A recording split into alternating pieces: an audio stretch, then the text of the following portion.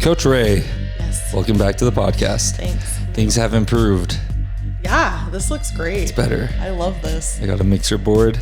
Yeah. Same mics. Yeah. I had those little KG mics for a while, but Oh, yeah. they're gone. Oh, yeah. So I'm going to show up to cheer boot camp and put it into Marine Corps boot camp style. I would love that. Just And you're 10 minutes. Yeah. And you're going to record with your camera. Yeah. And you're going to make a video, and I'm going to I think it'd be really fun. structure the next routine. I think you should choreograph our basketball bash routine, actually. Oh, yeah. You run that way, and then everyone just keep running circles. Oh, gosh. That sounds like my dad. I think sometimes my dad thinks he's a choreographer, so he'll text me and be like, hey, you should try this formation. And in theory, I'm like, that's not a bad idea. But then I try it and I'm like, oh, yeah, this is why. Oh, no, it is a bad idea. Yeah, this is why you don't do that. He's like, they shouldn't run into each other. And they're like barely missing each other. And I'm like, that's too risky. So I don't know. They're barely missing each other. So Like tumbling, like barely. passing by each other in a flip. Yeah, in Craig Abbott's choreography book, people get hurt. Yeah, how do you determine how much is enough space so as you are doing the choreography? I am kind of the risky coach where if it could just not overlap for more than a count, that would be preferable.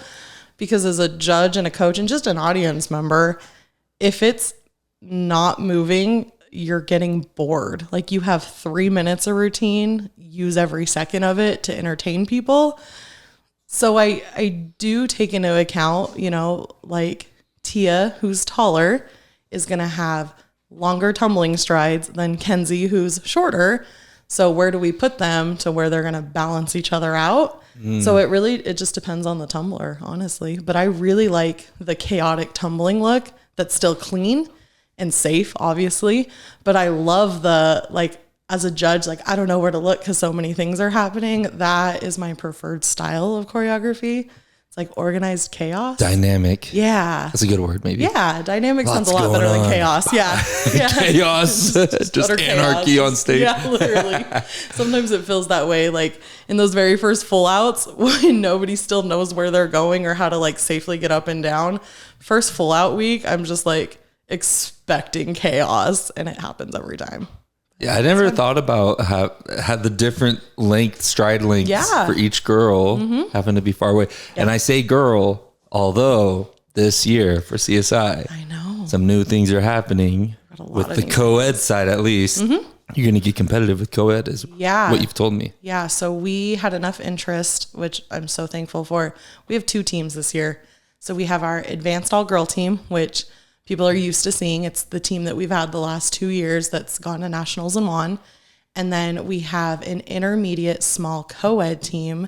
So smaller team, about 10 members on that team, 2 boys, and they will compete at USA in the intermediate division. And we did this for a few reasons. First, if we want to grow a co-ed program, you don't just blink and overnight you're a co-ed program. You have to start from an intermediate level and build those boys and flyers up. So we thought, maybe in the next year or 2, we just create one big, massive, co-ed team with 4 or 5 boys. But to expect that overnight in Twin Falls, Idaho, not very likely. Utah teams have a better chance at that because they have better co-ed programs in high school. And they also have a lot more involved all-star club type gyms down there. So for Idaho, it's involved. Yeah. What do you mean by that? I mean, involved in a sense that there's just more of them and they're working with their colleges and they're doing clinics together and they're sending their athletes to clinics. I saw a little bit of it finally in Idaho. So I mean, I've been around cheer a little bit, I've been hanging out with you guys the last couple of years. Too, I was a cheerleader, kind of. Co-ed. I went to practices for a while, never performed. Okay, well. Until, my girlfriend decided to crash my car one day and screwed my knee up. She was sabotaging me. She didn't want me to be around those cheerleaders anymore. Okay, that's awful and toxic. No, just wait. Okay. No, that's not what happened. Okay. She innocently drove us off a cliff over by Hagerman. We were coming back from skydiving. Oh, fun. My ex-girlfriend, at the time, it was high school. It was over a decade ago now. I don't even remember who I dated in high school, honestly. But I fell asleep and I wake up to us flying like airborne. I'm like, what the heck? And we landed in the tree because there's like a whole open field. You know the grade. There's like a grade. You're coming up the grade from Kagerman going towards Buell. And there's a kind spot of where Miracle is. Yeah, kind of by Miracle. There's a spot out there where there's like it's like a drop off, but there's a lone tree. And we drove off and got caught in the tree like a net. That's probably good that you hit the tree though. Yeah, like imagine had you kept going. We would have been tumbling. For sure. Fine. Yeah. But I still twisted my knee. I'm pissed. Yeah.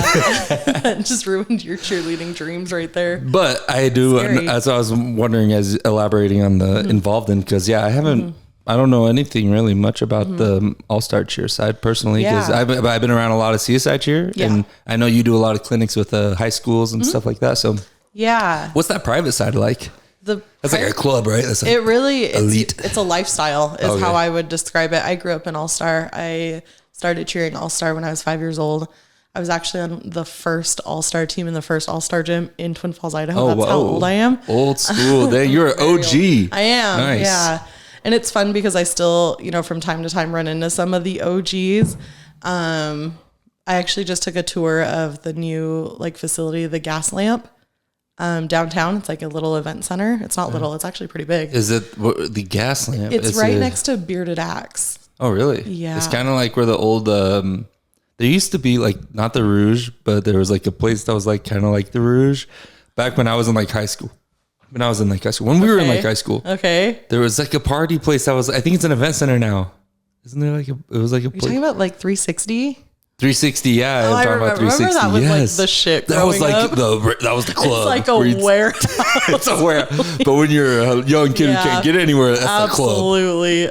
I remember sneaking in there with people, with college kids if you could hang out with them. Yeah. Just because I know my mom's going to watch this, I never did that. Oh, yeah, of course. You didn't. You completely just sat at home and did your great homework. Straight A. Read a book in bed and fell asleep. Yeah, I actually got in so much trouble. My mom homeschooled me my senior year of high school. Are you serious? Oh, you were a troublemaker. Yeah, that's why I still can't do math. Math or meth? No, just show you. Sorry. Yeah, never done math either. Sorry, ladies and gentlemen. See, Ray, she's the put together one. She's involved with all these school programs. No. Any outrageous stuff that's happening here is all my fault. It's me. I'm outrageous and I have no filter sometimes. I do laugh though, because I've lived the outrageous life, and I, much to my parents' dismay probably, I'm really glad I did it so young. I mean, I know that that's scarier and probably to a parent more terrifying. But at least I got it all out of my system. So by the time it was, time to start college, I was focused, I was ready. I was done with the partying thing. I was done with all the drug experimenting. I was very focused by that time. And I think my parents lucked out because there are other old classmates my age that unfortunately they've passed away from overdosing and they've been in and out of rehab and I just think I'm lucky that I had people to kind of steer me later. So yeah. Yeah. You would have went down the overdose pathway, you think? I think it was a possibility for a long time there. Yeah. Whoa. For sure. Dang, so you were really crazy. I wasn't crazy. I was a bit Depends crazy. Who you ask. I was on house arrest during my high school years as well. And I never got caught though, is the thing. I think that's the difference. I think boys are just that. Yeah. Okay. Actually, what it led to was I left my brights on coming into Stop town, it. And that got the cop to come. That's what got you busted. That's what got me busted, and that down the criminal path. There you went. I went to jail for a while, got some tattoos on my face. No, I just went to juvie for a weekend, and it was okay. That's not bad. It was chill. It made me never want to go back. Actually, that experience. It was in this little room, and the windows were this thick of glass, super thick. Couldn't even see out it for kids.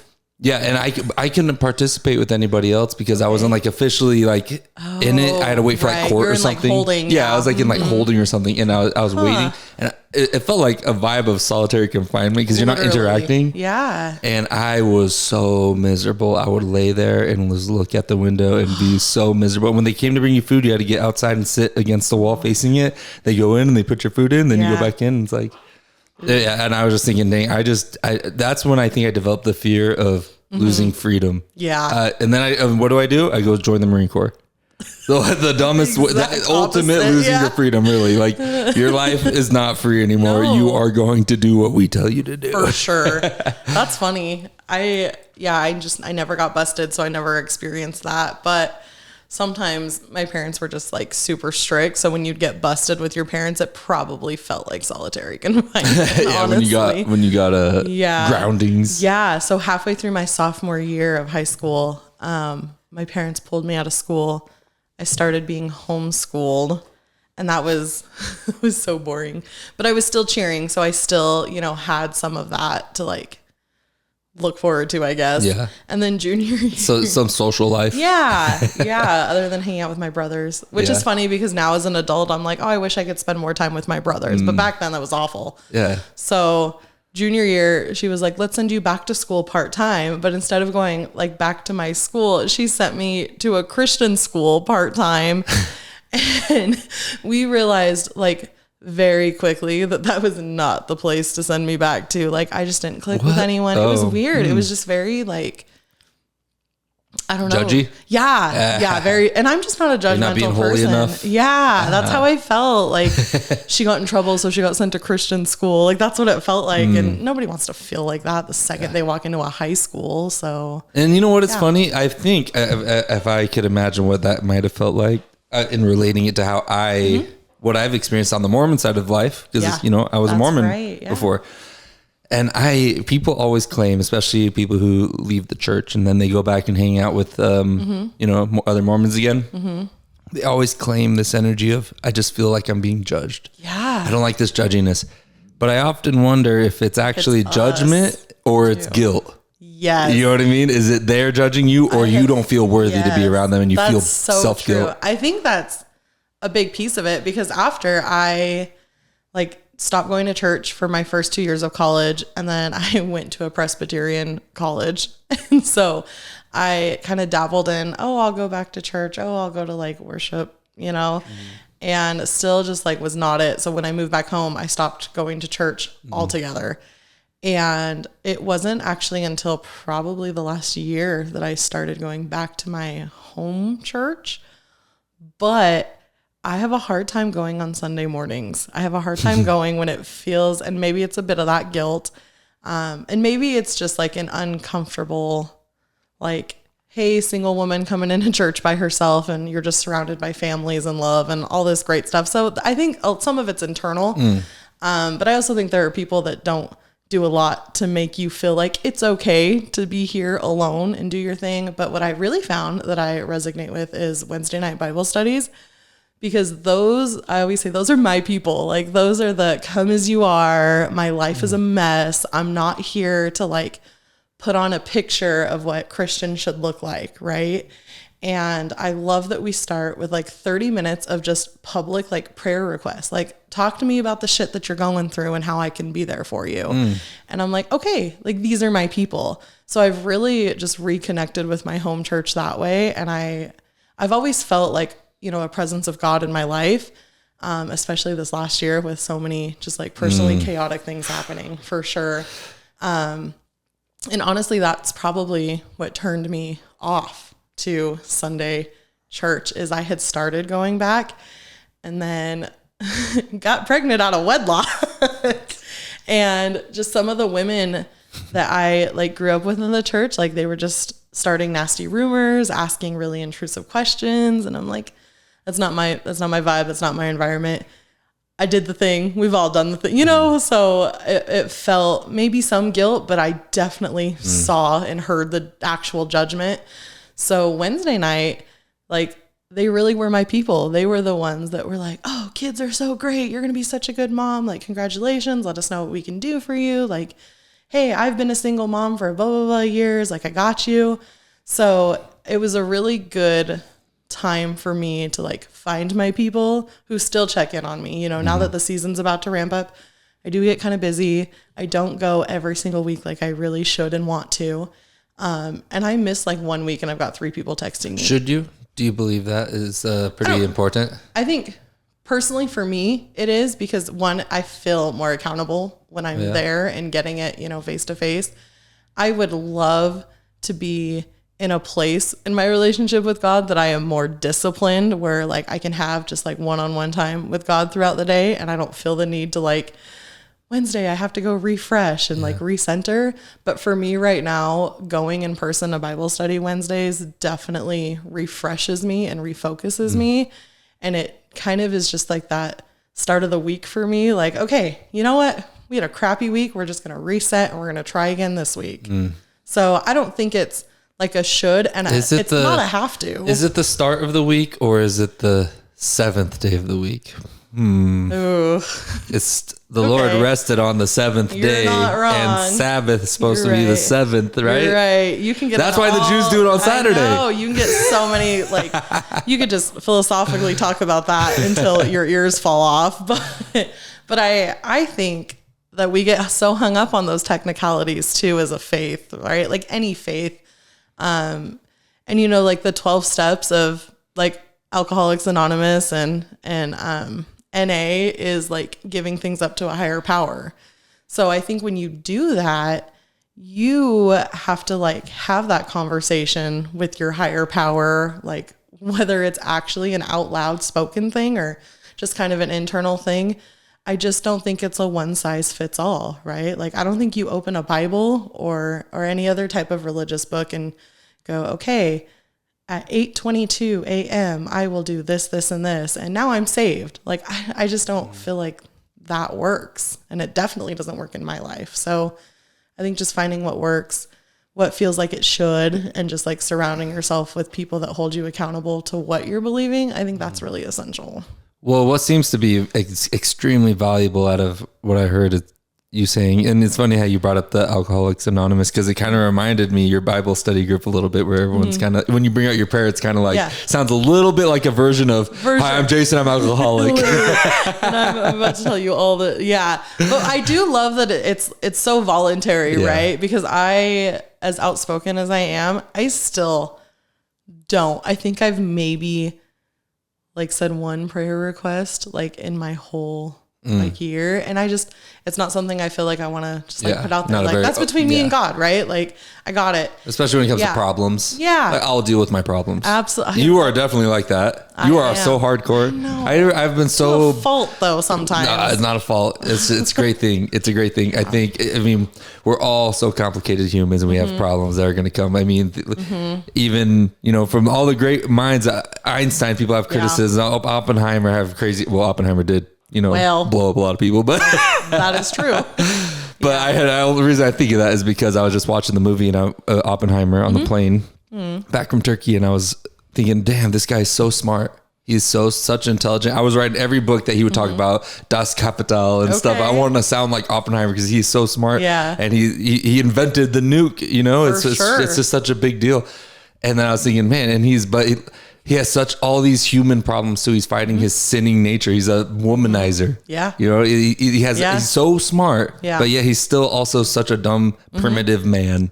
You know? Yeah. So it's funny, but it's kind of the chaos of the beauty of life. It's like, if we were all perfect, what's the point of even being here? Absolutely. Right. How boring would that be? But the thing I was saying, it sounds the most beneficial thing that it sounds like to me is the sense of community. 100%. And so the judgment versus guilt thing, maybe it's for a one-time encounter. You feel like maybe it's your own guilt, but maybe when you're showing up to a place where you're expecting to have a family, you expect to have a community, and then maybe you can tell when it's turning into judgment because that's your community who's acting weird with you. Yeah. I love how, you know, it feels for like every one person that feels fake and judgmental, there's like 10 that aren't, right? But you focus a lot on the negative. And I remember the first time I tried to go back to church Sunday after like finding out, hey, I am pregnant and alone, and it already felt lonely, right? So I was like, I'm going to church today. Like, I think it'll be good for me to see like my family, friends, and my people, and just like be around good people that care about me. I couldn't go inside. I sat in the car and watched everybody else walk inside, and I bawled my eyes out and was like, I don't feel worthy enough to step in there. And what a stupid thing to like feel guilty over. How much of it is shy too, though? I think that's a big piece of it. I hate when people talk about me. I really do, which like I've picked the wrong profession of like publicly coaching a college cheer team, right? Because I don't think it's natural normally for us to like a lot of people looking at us. No, like it just makes you uncomfortable. That's probably weird for me to say as we're doing this. I know, huh? But there's the people looking at us. Yeah, it's absolutely. just me and you right here talking. Yeah. So it's not like we're actually public speaking. Yeah, it's so true. And when I tell you, like, I had a whole day's worth of a meltdown when I read those YouTube comments. Like, oh my God. I had a full day because sometimes it just sucks. Like, you know, people see you, they think they know your life, and then they make their assumptions. And something I really worked on in the off season, and I'm still working on it, is like knowing when feedback is good feedback and when it's negative feedback, and how to like just better reject it and quickly. People don't know what it's like. They don't know what it's like to be you, right? And I've always been that person that's like, I'm not going to judge other people I encounter. You know, when it gets really stupid hot outside, and it has lately, I'll do like and I've been kind of trying to get the cheerleaders to do it with me. Our schedules are just a little whack in the off season, but we'll go hand out like cold water bottles to, you know, people that are on the streets, and just having those conversations with people like, who are we to think we know anything about anybody's life, and to publicly or even just privately like make comments like it's silly. And I always tell people, logically, I know that. But it's a whole different thing to read 200 people calling you the Abby Lee of cheerleading. So yeah, I've just really been working on like, what feedback do I want to allow into my life? And you told me, you said, don't go look at them. So what do? I go read every single one. Write them all. Every one of them. Every last one. See, I didn't want you to see, even you saying this, I laugh a little bit. I know because you do. It's so silly. Because I know how stupid those comments were. I know. And, you know, like you're saying, you're spending all this time thinking about those things and coming up with an argument against it when you. I was just talking to Irvina last night about this. Okay. We were talking about. She's like, "What do you think?" I'm gonna name drop this guy named Mark Bork. When I was at CSI Digital Media. Okay. This guy Mark Bork, he's like a documentary guy. Okay. Who was like a teacher at Arizona State or something for documentary, and he came to our class and showed us his documentaries of like some monk stuff he did at like around here at the Catholic. There's like monks at Catholic places around here. What is it called again? I got nothing. Monasteries. Oh yeah, monasteries. Okay. Yeah, and he had done a little doc and was showing us and talking to our class, and then he was like, but he was like. My teacher was like, "Oh, look at Jason's videos. Like he's our like little prodigy video guy." Because I was always I was like trying to make videos. Yeah. No one else in my class was like just sitting through the classes. They were just going through classes. Yeah. I was like at home making videos, always making things. And I showed him one of my videos that I made on a road trip, and I just remember I must have a chip on my shoulder a little bit about it because all he did was criticize it. Yeah. He just said, "You're too much time looking at the road at the beginning. You should have cut right here." Just started like criticizing it. And I was thinking about it. I was like, see, the thing is, if I'm like a really good painter, because if you look at this really is an art form, making videos. It is because you have to, it's your own subjective taste of where to cut, where the angles, there's so many factors that it's going to be so uniquely yours. That's what makes it art. It's an expression of your own output of what you decide to be creative with. For sure. So if we take it to a more simpler version, I'm a painter and I can paint stuff and I make beautiful, amazing portraits. I've been doing it for decades. I'm an old man. I've been doing this for so long. And I go to this little teenage, college kid and they just started and it's not that good. And they, what do you think of my painting, sir? Well, you should don't do that. Yeah. Don't do that. That sounds great and all. If we're doing the whiplash style with athletics, I can imagine you got to push it. But when it comes to creativity, I think the most important thing is keep making. Like you're not going to be able to just hear your criticism and then tomorrow I'm going to have decades worth of experience painting. Yeah. Like you just need to keep doing it. So what I think is more important is giving people positive feedback on their art. Like absolutely. That's really good. Like, I think what you did here, that's really good. And maybe they'll start when they make their next one, they'll focus on that positive one. Think about it. Yeah. What was had an original root? What was the original root to this story? What were you just talking about? We were talking about nasty comments and letting them. Oh, exactly. Making more. So that's what it's tied to. Yeah. Making more. So that's spending time thinking about all the negative things that you're going through. I think it's a waste of time. Totally. Because what you need to be doing is getting better, making more, focusing on your craft. And when you just sit there and let people, I just the negative all day after that. I was like, I don't want to do anything. Yeah, you can't be, it's inhibiting you from creating. Yeah. And creating is so much more difficult, but so much more rewarding than criticizing. So anyone true. can criticize. Yeah. Who's out there making shit? Who's actually making a championship choreography and winning? You got your ring on you?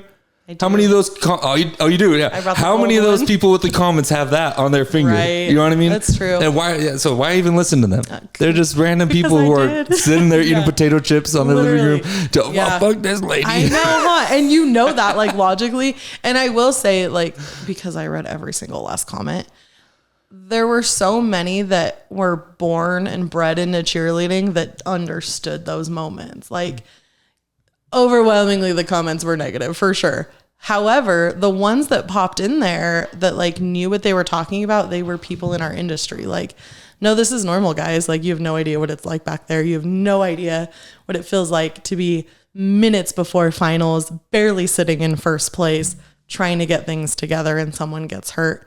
And I think of that moment, like, you always ask yourself as a coach, like, I have lists of things that I could have done better in 1,000 different moments, but like, hindsight's 2020, learn from it, grow, and figure out how to do it better next time, right? I laugh because, you know, I spend a good amount of time with like JC and her kids, and Soph is almost 3. And if she trips and falls, usually she'll just kind of look at us first. And if we're like, then she's going to look at you and start crying, right? And it's that same reaction. Like, when someone's in pain and hurt, what's going to help them in that moment? Everybody staying chill, calm, and giving them space. Because when I don't react to Sophie falling, she just kind of stands back up and just goes, ow, and like, you know, is on to the next toy or thing. But if I'm just like, are you okay? Like, oh, attention. And she's going to cry, you know, like most toddlers do. And so should we have ran over to her in that moment and been like, oh, poor thing, are you okay? Like, why are we going to stress her out more? I'm going to give her space. And I laugh so much about how people were like mad we gave her space. I'm like, when you're injured moments before something you've been working 10 months for, do you want 17 people huddling over you? No, having 2 trainers and a coach was plenty in her way. And so you always have to remind yourself, people don't know what it's like to be in those moments. And as a coach, you put your heart into your team in those moments. And again, we can sit here and just talk for hours about here's what I could have done, should have done, maybe would have done in a different lifetime. But at the end of the day, like, Tia was fine. She is a tough, strong cookie. And knowing who Tia is, I think, was critical in that moment, because I don't know if you remember, but I was like, hey, we're going to call the trainers over. And she was like, no, let's run it again. And I'm like, absolutely not. You're at least going to get looked at. So I think hindsight is definitely 2020, and everyone thinks that they can do it and make better decisions in that moment. But how many people were in that moment to make that decision? It was just me. So. Yeah, and during the interviews, and Alizé was like, I asked everybody, what was your thoughts when that happened? And Alizé was like, oh, she's fine. Just get up. Like, she knows that she's going to be fine. I know Tia. Mm-hmm. She just needs a second. Alizé and Tia were best friends on the team. So who better to speak on her behalf than her best friend, right? Yeah. I was like, oh, really? Because everybody else was like, oh, no. Yeah. Alizé, her butt buddy, was like, she just needs a second. She's good. Give her a second. I love that. But regarding that video and all the criticism, again, let's spend some more brain space on this. Yay. I think also people have a tendency, for some reason, we want to protect, we want to protect those girls. Yeah. They're not like football men who we can just see them get bashed up and go off the field. It's like, it's so irritating. Delicate ladies. These beautiful, and oh my gosh. And I will say, like, for camera, for the world, for everyone, like, I have beautiful girls on my team. Like, they are very, very pretty, but they're so freaking strong. Like, I do hate that about cheerleading, is we are so, like, it's a feminine sport. And I actually, someone who used to be a mentor in my life, who no longer is, had told me about 2 months ago, well, I have always felt like cheerleading was just the beauty pageant of athletics. And I just kind of looked at her and was like, you're part of that problem. Like if you keep... That's when the mentorship ended? Absolutely. Actually, it did. It did, because it wasn't even like, I tried to have a conversation about it and it was just like, it's just an evil sport. And I'm like, well, I've dedicated... Evil. Yeah. Whoa. Yeah. And I'm just, I'm sitting in front of this person like, so I've dedicated pretty much my whole life to this sport, thank you. Are they arguing that it's like a lust thing? Like it's just trying to look hot. Like we all just try to look good. And I'm like, you really think I'd be this far if this was a beauty pageant? That is funny. Yeah. Oh my gosh. So that's hilarious. She's no longer a mentor in my life. What is their thing? What's the thing they do? Are they into a sport that's similar to cheer? So they work in nonprofit management. Oh, okay. They don't do anything like that. Do they have experience in cheer? She has like a background in like softball. Which, like softball's really gritty, so I get the perspective. It sounds like some cheerleader in high school took her boyfriend, and now she hates cheerleaders forever. Okay, that's awful. Why would you be so salty? Well, and to not even try to understand it, Yeah, it's hilarious. She got a chip on her shoulder. What other sports are you instantly demeaning like that? Like nothing but cheer. Okay, I'll have one. Basketball. It's just bouncing rubber. You're just... Have you?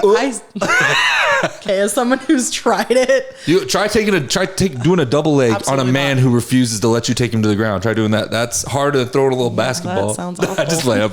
Respect to basketball too. No, for sure. I'm just a wrestler. That's like the beef wrestling. It's the same season. Okay, so it's like cheer and dance. It's like, do you want to be gay? Yeah. Do you want to have a singlet on and wrestle dudes, or do you want to bounce a rubber ball? Okay. So that's like the beef battle, at least since high school for my age. Okay, that's good to know. So other people have these problems too. Great. No, and I will say, like, there's always just this natural beef between cheer and dance, but I love that, like, at CSI, that's usually not a thing. Like, we're very supportive of each other, so I've really appreciated that environment. But it is funny how it's like we take up our own sports, right? Mm-hmm. And we, like, hold on to those causes, because I feel like I can tell so many other coaches and teams, like, what we do is the hardest. Well, then you're going to come and say, no, what I do is the hardest. No, what I do is the hardest. And we all just have such a strong affinity to our sports, which is good and bad, I think. But cheer is really hard and it's really athletic, Yeah. And I think it's really funny that people think, like her comment, it's the beauty pageant of athletics. I have to laugh because I'm like, well, imagine looking that damn good with your hair staying curled and your makeup on and throwing and doing the things that we're doing. Like, yeah, sorry, we make it look good, but it's also really freaking hard. Like, it's like a beauty pageant had a baby with dance and had a baby with gymnastics. Yeah, kind of. Sure. So you're doing flips. Yeah. The beauty pageant wise, because you do got to look good. You do look good. And you got to smile. There's presentation. And you got to bah. Yeah. So there's a beauty side to it for sure. I mean, when I tell them that I want their hair like big and curled, like I tell them like I want the Texas curls because of Texas beauty pageants. And it's just funny to me because everyone's so fixated on that one piece. Like, oh, they wear the crop tops and the skirts and their hair's curled and their makeup's on. It is. Now imagine still having to look that good while doing like your sport at the same time. And I think people only want to fixate on one piece of that. And it's been a battle as long as I've been in cheer for 25 years, and it'll probably continue to be a battle. I think we're getting better, but I don't know. It's like team gymnastics. Yeah. Because gymnastics, I imagine, is like you're alone, you're on the mat, you're flipping around, you're on a pole by yourself. But in cheer, you're doing flips and stuff, but you got people throwing under you and moving and you got to work as a dynamic together with a team. It's like team. For sure, you do. And gymnastics is so hard though. I could never. I don't know much about it. Well, so it seems pretty hard. The Olympics right now, like the big thing is Simone Biles coming back. And I think she's a great example of like, you can do everything right times 10 and it's still going to be wrong for the wrong people. Like she has broken so many records with her new skills. She's invented skills. Like she's at the point where like done, finished all the skills humanly known to mankind. Let me invent some harder ones. And they try to limit her in that. Like, oh, that's too hard. Like we need to keep it competitive. And what? No. Yeah. So I don't know if you... Sounds like karate. You have Netflix. Of course you have Netflix. Yes, I do. Yeah, we talk about Love is Blind all the time. Yes, of course. So which one do you, we're talking about reality show? Yeah. So they just put out, and it's an ongoing series. The first 2 episodes are out of Simone Biles. Oh, really? And it talks about when she walked away from the Tokyo Olympics. And people didn't really understand it. And people just came at her like, she's not mentally strong enough for this. And the episodes take you through what it actually feels like to be in that position. You know, she had a case of the twisties.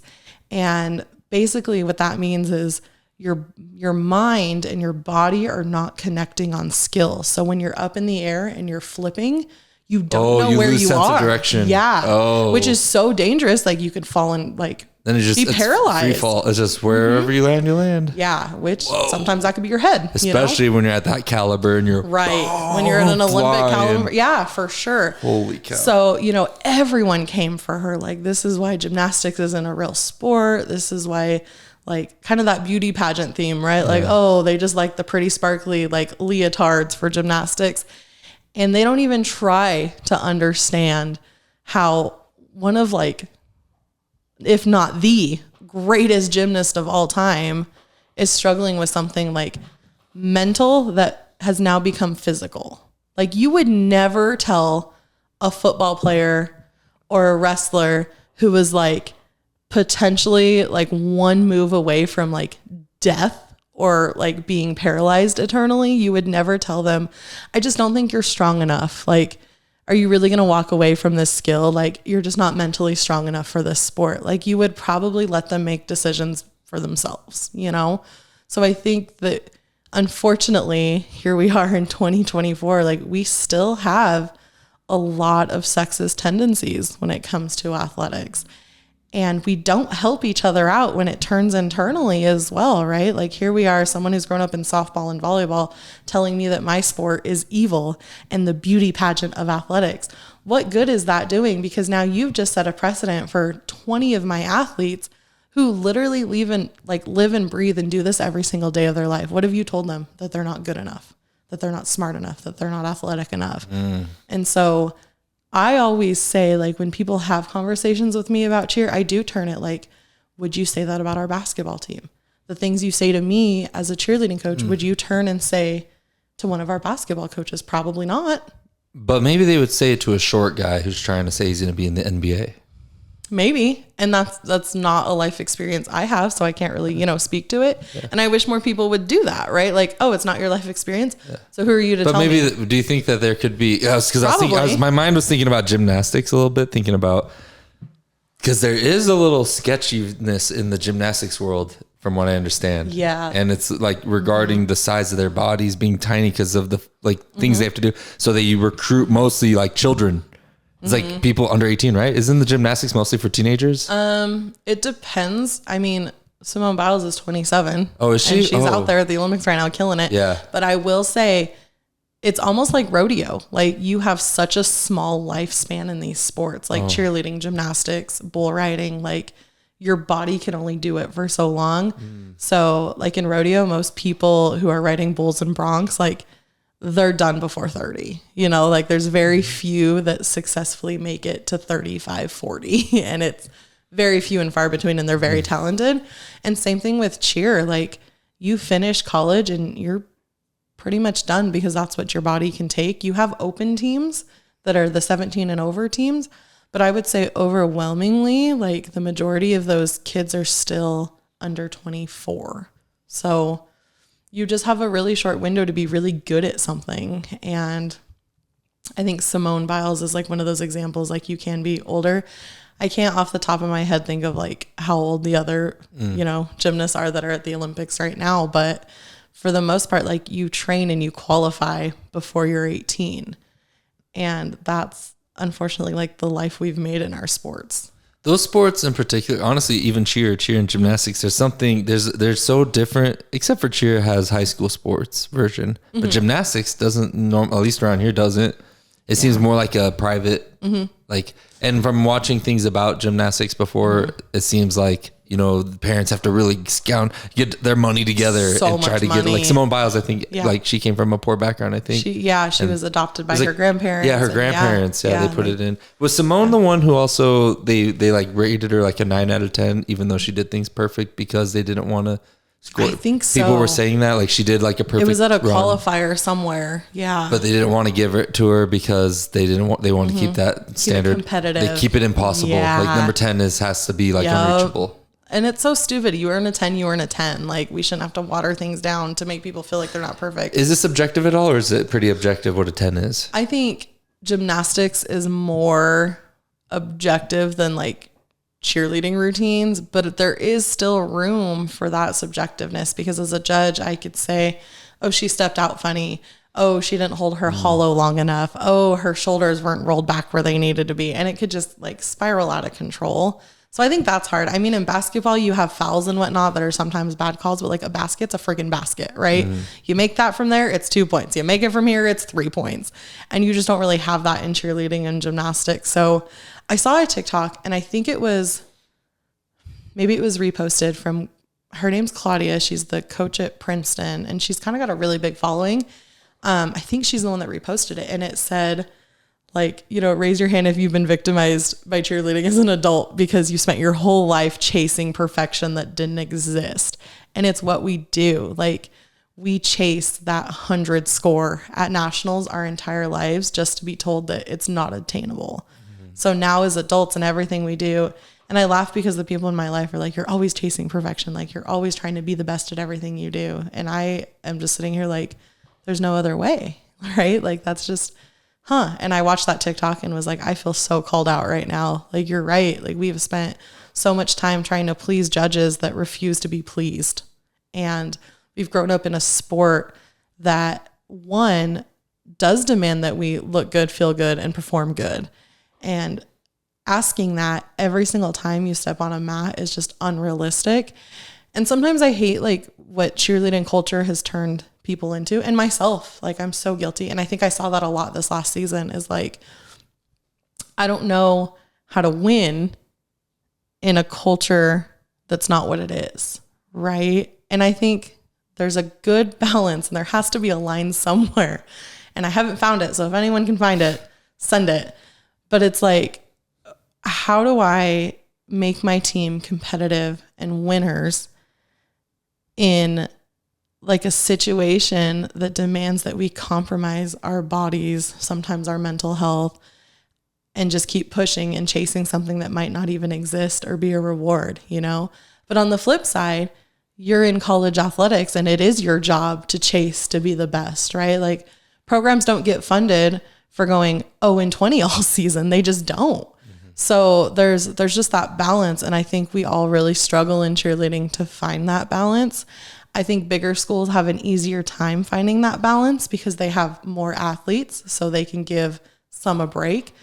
But here in Twin Falls, Idaho, at the junior college level, what I got is what I got. And you got to step up to that challenge, because I don't have a replacement for you. This year, it's going to be really different for Piper and Kendallin. They both spent last year in the air. And there's going to be some situations this season that demand that they are not in the air, and they're learning how to back spot and base and do other things, because I don't have replacements. I don't have 10 flyers to be like, hey, your turn. I don't have 10 back spots that's like, oh, you rest while this other person steps in. Like, what I got is what I got, and we have to make it work. It seems to me like cheerleading is often caught between two philosophies, one that's kind of like Stoicism and one that's kind of like Taoism. The Stoicism side being that you wake up in the morning, like Marcus Aurelius says, we're humans of action. We're born to do things. So why sit in your bed in the warm, comfy, blanket? Yeah. That's not what you were created to do. For sure. Throw those blankets off, get up and go do things. That's the Stoic mind, the very David Goggins-y. Yes. And then there's the Taoist mind, Lao Tzu style, where you run into a boulder on your path and you go, should you break the boulder? Should you climb over it? Should you run around it? Lao Tzu would probably just build a little campfire, chill, sing some songs with his friends and be hippies and be like, why? Yeah. Just flow with the universe. Yin yang, peace and love, hippie stuff. Yeah. And I think cheerleading is caught between the two, because I feel it. And I even feel it personally as a coach. It's caught because it doesn't know what it wants to be yet, right? Like, we want to sit here and say, we want to be a sport. We want to be, you know, an Olympic team. We want the designation. We want to compete at Worlds. Everybody wants to be the best. Like, I really do refuse to believe that people wake up and they're just kind of like, in athletics, of course. Like, I refuse to believe that anyone that makes my cheer team wakes up and just goes, you know, let's just go have some fun today. Like, they want to work. But then I think we're all caught between, like, is it worth it? Like, you want to be an athlete. And I struggled with this a lot last year because for the last 3 years, we've just been running. So this was the first year I actually gave us a good summer break. Like, we're still not back together yet. And most of our competitors got back together 3 to 4 weeks ago. So we are already a month behind everybody else. I'm hoping that break pays off. My coach gut is telling me that other teams are going to peak too soon. And because we took a longer break, we're going to peak where we need to. But they do have requirements in the off season that I know that they're not meeting. And that terrifies me. Like, all I ask is that I send you workouts weekly and you do 4 out of 5 of them. And when people check in, hey, how are workouts? You know, I see a lot of people not responding. And then I see a lot of people like, oh, it was okay. Like, I did 1 or 2 here. I did 1 or 2 there. And I'm like, you're going to die next week. You are going to die. And I gave you the tools to not die when you come back to campus and come to conditioning. And I think about my brother. So he played college baseball. And his summer at home was so strict. Like, you had to do the workouts. You had to follow the meal plans. Like, it had to be to a T. Was someone watching over him? Someone was checking in for sure, which we've done. I actually spread out the veterans, gave them like 3 or 4 rookies to help kind of facilitate those check-ins. Little squad teams. Yeah. Nice. Yeah. Like little, we call them accountability pods. Oh, nice pods. Yeah. Okay. Pods. So like, they were given the tools, and I know that a lot of them aren't using it. And so now I'm going to be stuck in this dilemma next Tuesday or Monday. Monday is the big conditioning lawn day. Do I pull back because they're not ready and this is going to kill them? Or do I say there are consequences to your actions? You chose not to do the workouts this summer. You chose to go do whatever you wanted. This is what it's going to take to win. Everybody wants to say that cheerleaders are athletes. Well, then you better start acting like it, because every other college team was following these programs all summer. And I think about basketball, and I know wrestlers basketball, I got it, but noted. But I think about our basketball players at CSI, and one, I watch them come in and have practice like 1 or 2 times a day as a team. And then I watch them again come in as like a group of 3, and they'll work together for an hour. And then at night, I watch them come in individually and they'll work by themselves. So they just had 4 practices today. And you're complaining to me that we had to do 1 practice today, or that during Hell Week, we've got 2-a-days. So I'm caught between that, right? Where like, I want to push them and I want them to be athletes, and we want to say that we're athletes.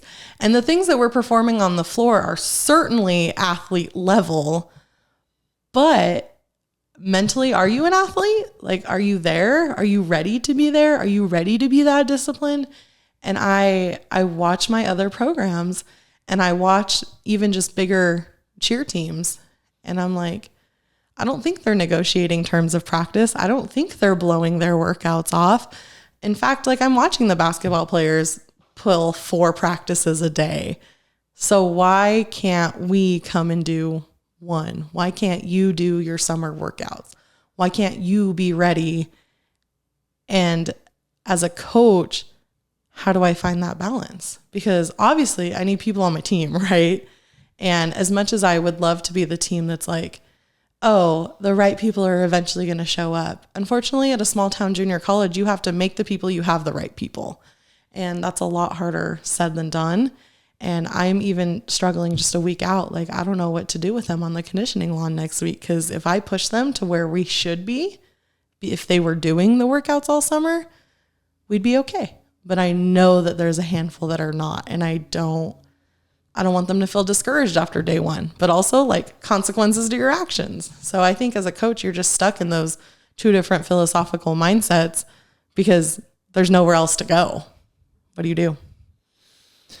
Yeah, it seems like the sport in general is stuck in a caught in between like those two philosophies you're talking about, but it seems like there's more factors at play than just a philosophical difference. The battleground for the philosophy is probably due to some social factors that are occurring, like mental health. Mental health awareness is extremely prioritized these days. It is. And with that, I think maybe you disincentivized being resilient and strong and overcoming difficult times because you create a cushion for the discomfort.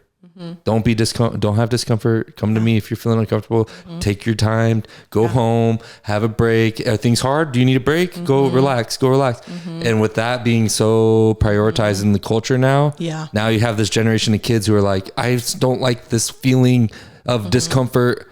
We need it. This is a problem. Normally everyone's always addressed me and taken care of me when I feel like this. And now you're in this weird spot where you don't look at it like, for a football player, like a boy who's going into football, they could daydream about being like, one day I'll be in the NFL. I'm going to make millions. I'm going to have a Lambo. I want to be, famous. Everyone's going to love me. There's a reward. Cheerleading, I don't think you see that same kind of pathway. You don't. I mean, you're really done after college. Like, and now, because thank you, Netflix, you have the new like Dallas Cowboys documentary that went out. And it was good. I watched it. I didn't mind it. But can we stop calling them cheerleaders? Like they're skilled. They're very skilled dancers. And I would say overwhelmingly so that most of the NFL cheerleaders are dancers. Some NFL teams have started like stunt teams. So that's really cool that we're moving that way. But for now, like you're done. You're done after college. Like, oh, you can go chase a world's title a few times here or there. But most people that make Team USA, so pretty much cheerleading said, we don't need the Olympics, we're doing it ourselves, like a decade ago. And they do have like tryouts for Team USA, Team Finland. Flow Sports actually just put out the new docuseries on Team USA, like taking the title back from Finland, and it was really good. But most of those athletes are college age kids. Like they're doing the same thing at the same time. So it's not even like there's your peak at the end of college. Can you make it to like Team USA? It's like you have to do it all at once and then you fizzle out by the time you're 24. And that's it. Like there's nothing, and certainly you're not chasing fame and money in cheerleading like you are football and other maybe just in sports. High school you are, in college actually that's kind of fame and money for a college and high school kid. It can be for sure, but like after that's like sustainable on your own, so. Like actual fame and money, not just your little young mind's version of it. How many followers did I get from but because of that, or just because you can walk around campus and everyone knows you're a cheerleader. They do. And even just in the community they know you're a cheerleader. And sometimes that's really cool because it means like we are building something worth people paying attention to. I always appreciate when I run into people who have like watched the docuseries, or I was bartending one night and someone from League came in and was like, oh, your girls did so good the other night. And so it does feel good that, we live in a community that's like, dang, our cheer team's looking really good. And I think we're really starting to create an awareness like, hey, we're a good team. Like we're a good team.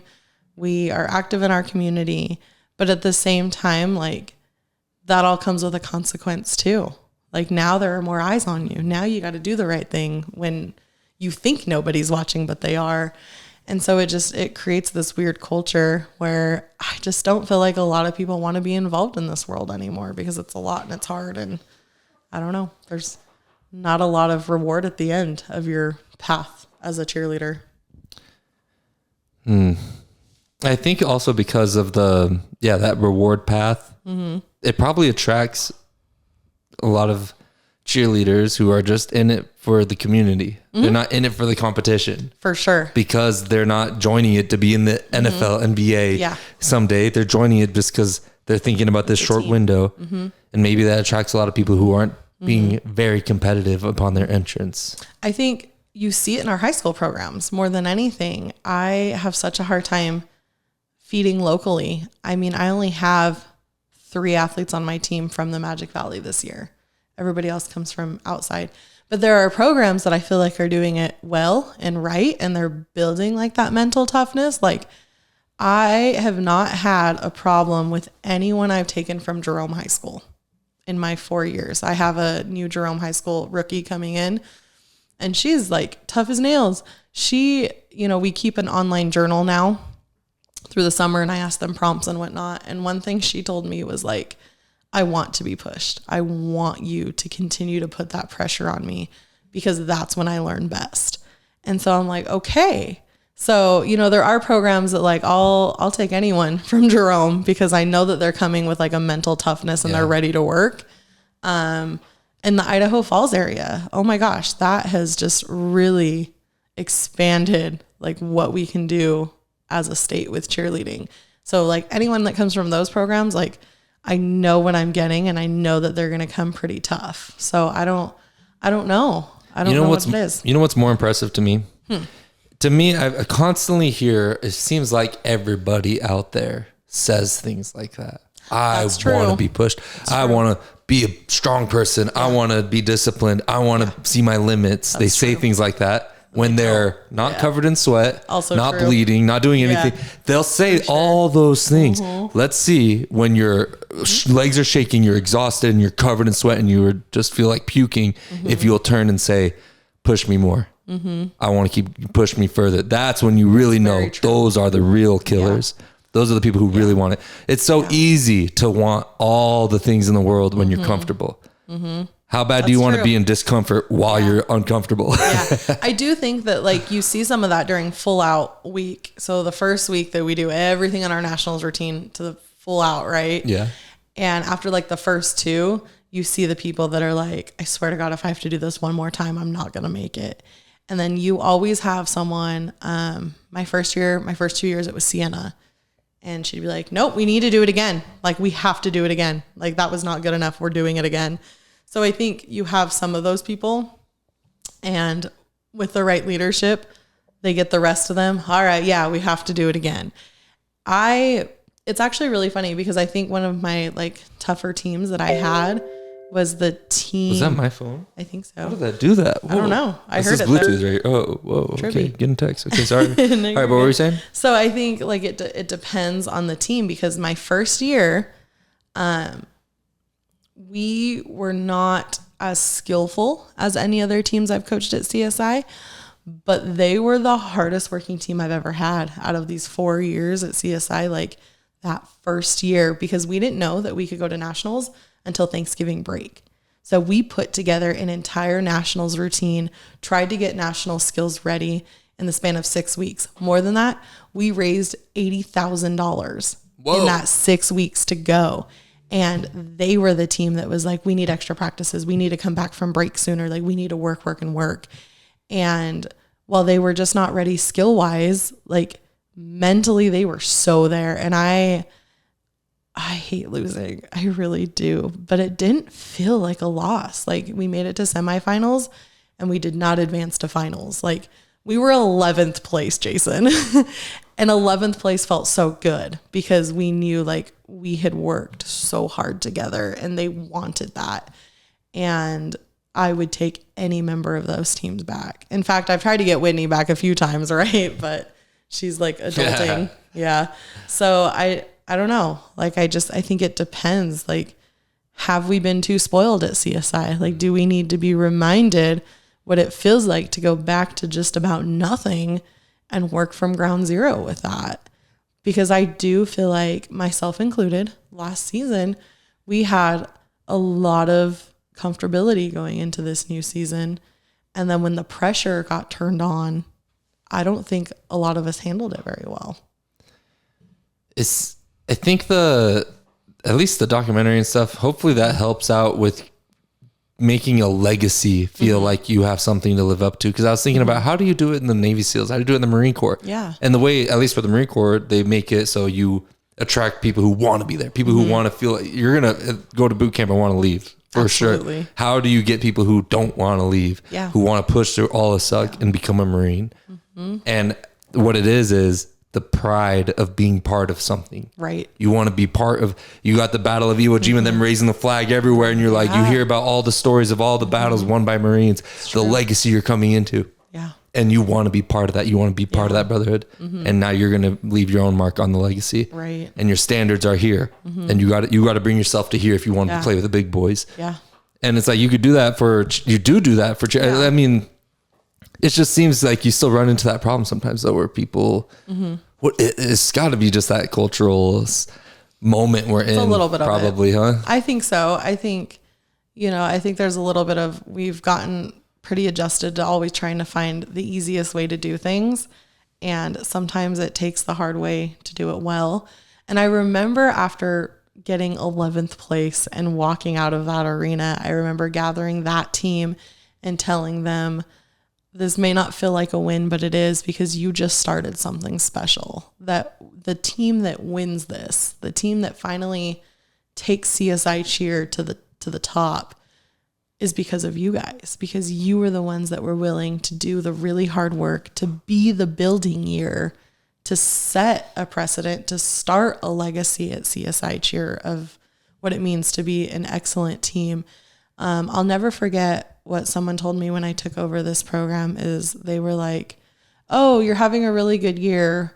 Don't expect that to continue, because CSI cheer over the past decades, they would be like, and then they'd have a really stellar year and everyone's like, oh, this is it. Like CSI cheer is going to be really good. And then it'd fizzle out the next few years.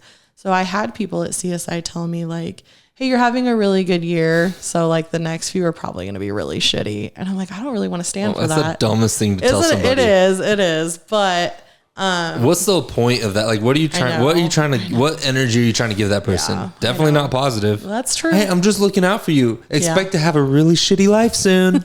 I'm here for you. That's what it felt like for sure. That's like so condescending, just like that too. It's so, what do they call it? Passive aggressive. Yeah. Passive aggressive. It is. And I get it. Like, I don't think anyone expected CSI to hit the skills we're hitting. We feel very competitive. Obviously, like there's a lot of room to grow, like we're doing really well at USA Nationals. I would love us to do really well at UCA Nationals, which is kind of a caliber up. We attend USA Nationals because they have a junior college division for all girl advanced. And I get it all the time. Like lots of haters that are like, oh, they go to USA Nationals.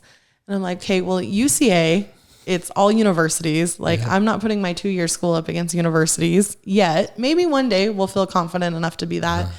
Or NCA. I've actually had a lot of recruits that choose to go to another institution over mine because we don't compete at NCA. Well, currently, so especially last year, NCA in Florida, Daytona, kind of like the iconic what's made cheerleading famous. Like that's where like Navarro, Weber, that's where they go. They don't have a 2-year all-girl advanced division. So now you want me to pay $80,000 to go compete against no one to prove that I'm worthy of being in Daytona, when really we're working for a win here in California because we actually have good competition. Like College of Sequoias, like they stepped their game up. Like they looked amazing this year. So why am I going to spend so much more money to have no competitors in my division when I could come here and have really good competition with someone? You are exposed to so much negativity. Welcome to cheerleading. Dang. I know. You need to put an earplug in. I'm trying. I'm really, that was my biggest goal. That was my biggest goal when in March, I took that month off naturally. And then I kind of just decided to keep taking months off after that and was like, I want to spend this time. 1, I wanted to spend it physically and emotionally healing. And then 2, I wanted to spend that second part of that, like growing and reflecting and really just trying to understand, where did we go wrong this last season? We won. Sure. Great. Love that. But it just didn't feel like a CSI season. And I think there were lots of factors to that, but I think a big one is we were just not very united as a team. Like it took a really long time for us to band together. So just reflecting on like the negativity, because in cheerleading, unfortunately, like that is a big part of cheerleading. Like there's so much negativity. And maybe that's why people say we're the beauty pageant of athletics, because again, we internally just like kick each other down for what reason? I don't want to be that guy, but I'm going to be. You are. It might just not be a cheerleading problem. it might be a woman problem. I don't know. I've met some pretty dramatic individual men. Yeah, okay, there are men, but for some men are more my dating list. More men are more prone, at least for our confrontations. In my surroundings, I'm also in the Marines and do a lot of martial arts. So the men I'm around, we like to punch each other. Yeah. And then get over it. Yeah. Women, they like to talk shit. They will run your reputation into the dirt. They sure try. They should just fight each other. I would love to just punch someone and get over it. And maybe it's because I grew up with brothers and I grew up with like boy cousins. That explains a lot. Doesn't it? And why you're so hardcore. Yeah. This is why we get along. Yeah, probably because I'm really just a dude. You know how many times I've been told that in my life? I think there's some truth to that. I think you really have to scale it back to like communication style though. Right? Like all of the studies show that men communicate for purpose and reason, right? Like, hey, you go do this. I need this. The end of conversation. Women communicate to build sense of community and purpose behind tasks.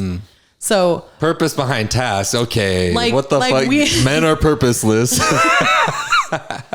Well, no, just kidding. No, but in a way that's like, hey, we're going to talk about why we're doing this, why we're communicating, why we're having this conversation, you know, because like the more romantic side of life, a little bit, right? Like the emotional side. Let's take this for example. You're just like, hey, let's just like come talk on the podcast. Right. And internally I'm just like, what is he gonna like? Why does he want to talk to me? What does he want to talk about? Like you just have that. Is that what goes through your head? A little bit, yeah. And so, well, we knocked out like a 3-hour podcast at the coffee shop. We did. That was funny. I know. I looked down and was like, I should go to work at some point. Yeah, but time flies. We could just. That's so funny that's shocking to me that you overthink that. Oh yeah, all the time. Because we talk so fluidly. I overthink everything though. It doesn't even matter what it is. But I will say like that communication style between men and women, it is just different. Like men have purpose in what they're saying, but it's more direct purpose. Women are going to try to feel out like, how are you going to react? How are you going to feel if I say this? How do we accomplish something together? They're almost more, and I mean, you travel a lot, so you probably see it in like different countries, like being more individualistic versus like collectivistic, right? I think women as a whole are more collectivistic. Like we're going to worry about all the people around us. We're going to try to like embrace community and either build it up, or if your community is going to tear down my community, we're going to have problems kind of a deal, right? We're very territorial over that. Where men, I won't say that they only think about themselves. I've met some men that only think about themselves, but I've met women like that too. I will say that men are more individualistic in the way that they chase their goals, like unapologetically. Like I have never had a conversation with a man who was up for a promotion that ever felt guilty about getting the promotion. Oh, I have met a lot of women who are like, oh, but so-and-so's been here longer. So-and-so's worked more than me. I took that maternity leave. You know what I mean? Yeah. So you obviously have like variations. You're playing on a team sport and we're playing on individual sport. A little bit. You're playing basketball with your team and I'm playing wrestling. Absolutely. Where there's only one winner. It's me. Yep. Yeah. And I think like every situation has some gray area, right? Like this is not black and white, but I think overwhelmingly for the most part, like women want groups of people to win and be successful and feel guilty when as an individual they're winning. And I see it with Julie and I actually all the time at booster dinner. It's so funny. So about once a month in the season, we have booster dinner. So all of us coaches come together, give updates to the boosters about our programs. And then the boosters kind of do some updates. We all have dinner and they can ask us questions and stuff. And I have to laugh every time Julie and I get up to talk. You know, she'll talk about dance, I'll talk about cheer. We always have to be like, oh, but like Julie's doing this really awesome thing over here. And Julie would be like, oh, but like credit to Coach Ray. And I just think it's so funny because that's just how we're wired to communicate, right? And realistically, Julie and I should just get up there and be like, so here's all the really cool things we're doing with our program, which we do a little bit of that, but it's so community oriented. And we always say, and it's so funny to me because I do it and then I think about it after. But we'll even be like, we just love cheering for all these other sports. Like we love being silent. And we do, like it is the truth. But why do I feel the need to spend the 3 minutes I have up there boosting everybody else up but my own program sometimes, right?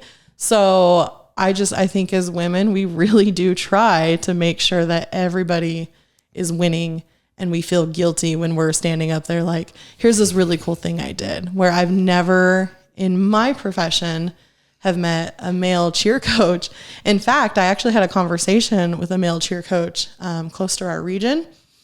And we were talking about, you know, finding your worth as a coach, you know, because cheer programs are underfunded and cheer coaches are underfunded. And we were kind of talking like, what do you make? How many hours? Like, what does your contract look like? What's the expectation? And he pretty much said, I ask for this, this, and this. If I don't get it, I go above my athletic director and go this, this, and this. And I said, well, what do you do when they push you back on that? And he goes, I know my worth. I'll go find another job somewhere else. And I just was like, what a weird revelation that is. Yeah. Like you can do that. And we have similar resumes. So why is it that when it comes to me negotiating contract, I'm just like, give me the bare minimum and I'll do what I can with what you give me. And meeting other like male coaches in the cheer industry is just, it's such a wild thing to me, because I think we've been taught as female coaches to just, you're lucky to have anything you have, so make the best of it. A great example from you actually is, you know, when you're filming me and Tia gets hurt and I yell an F-bomb. Yeah. Okay. So we blurred that out, right? Uh-huh. Yeah. Okay. You still tell it's an F-bomb. Fine. I don't care. Yeah. I said it. I got a lot of messages like from my inner circle and my outer circle about how I potentially cussed on the floor. And in this new USA all-girl cheer docu-series on Flow Cheer, Leroy, who is arguably one of the most talented all-girl cheer coaches in just the world, like the country for sure, but like potentially the world. In the middle of that docuseries, he yells an F-bomb, and it's clear as day, and nothing. Maybe he did get messages and just doesn't talk about it. He might have, maybe. But again, like, it's funny that like male coaches are so wired to like, whatever, I got it. So what I'm gathering from this is, okay, women are more communal. They want to rise up with everyone, make sure everyone's taken care of as they're progressing up. Sure. And men are more competitive individually and just want to climb and be the best themselves. Yeah. So what you're saying is men are capitalists and women are communists. You would put it like that. It's the truth. Lycée's fair. The best way an economy can blossom and grow and have plenty of prosperity in terms of monetary value. That's true. And gross domestic product is let them do their thing. They will get competitive. If you think about it, all right, you and Sequoia, CSI and Sequoia, if you guys just be completely friendly together and say, go, you got it. And you're just best friends only all the time. Yeah. Versus if you are trying to fight for it and you're competitive against each other, who's going to be better in that universe? The one where they're friends or the ones where they're enemies? That's true. War creates innovation. Every war always creates new technology and new medicine and new everything, because it forces us to innovate. It does. Because we're competitive. Yeah. It's in nature. It's in everything. We're finally into such a good spot in society where we're like, we don't have to be competitive anymore. We've conquered the world.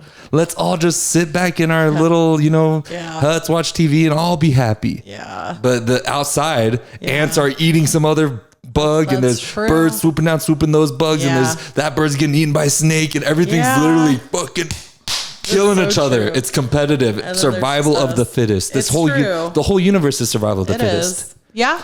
And I definitely subscribe to that. And I think, like I said, there's gray areas, but I think as a society, like we still view that as like wrong, when I really, you're totally way more like a dude in your mindset of like a hardcore achievement. You like to push. You're competitive. And I saw it a lot in, so when I put away my cheer shoes for a while and took up my speech and debate shoes for 4 years in college, I competed with one of the best universities in the nation.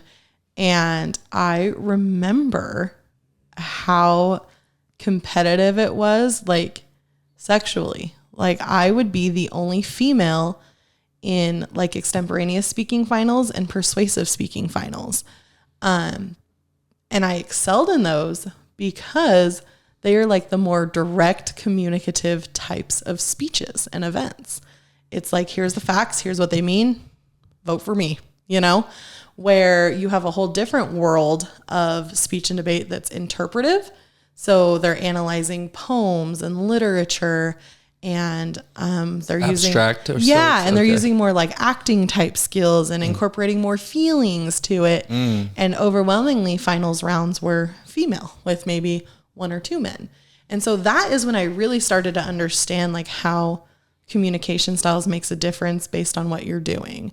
Naturally, I did pretty good in like the male dominated communication events because I've always spoken growing up with boys my whole life. Yeah, for real. So I do remember though, it was nationals my junior year, and all year long, this like one event I had like just completely dominated, like first place almost every single tournament we had gone to.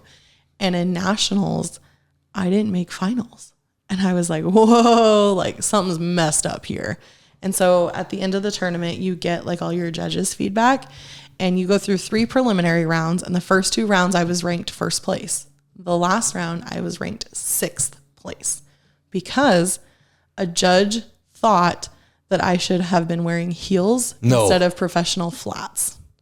Wow. And I disrupted the presentation of the event that way. Is that common, like uniform or something? No, I mean, the uniform in speech and debate is just business professional dress, right? And for speech and debate days, like you're literally running around campus event to event, like all day long. It's like a marathon almost, it feels like.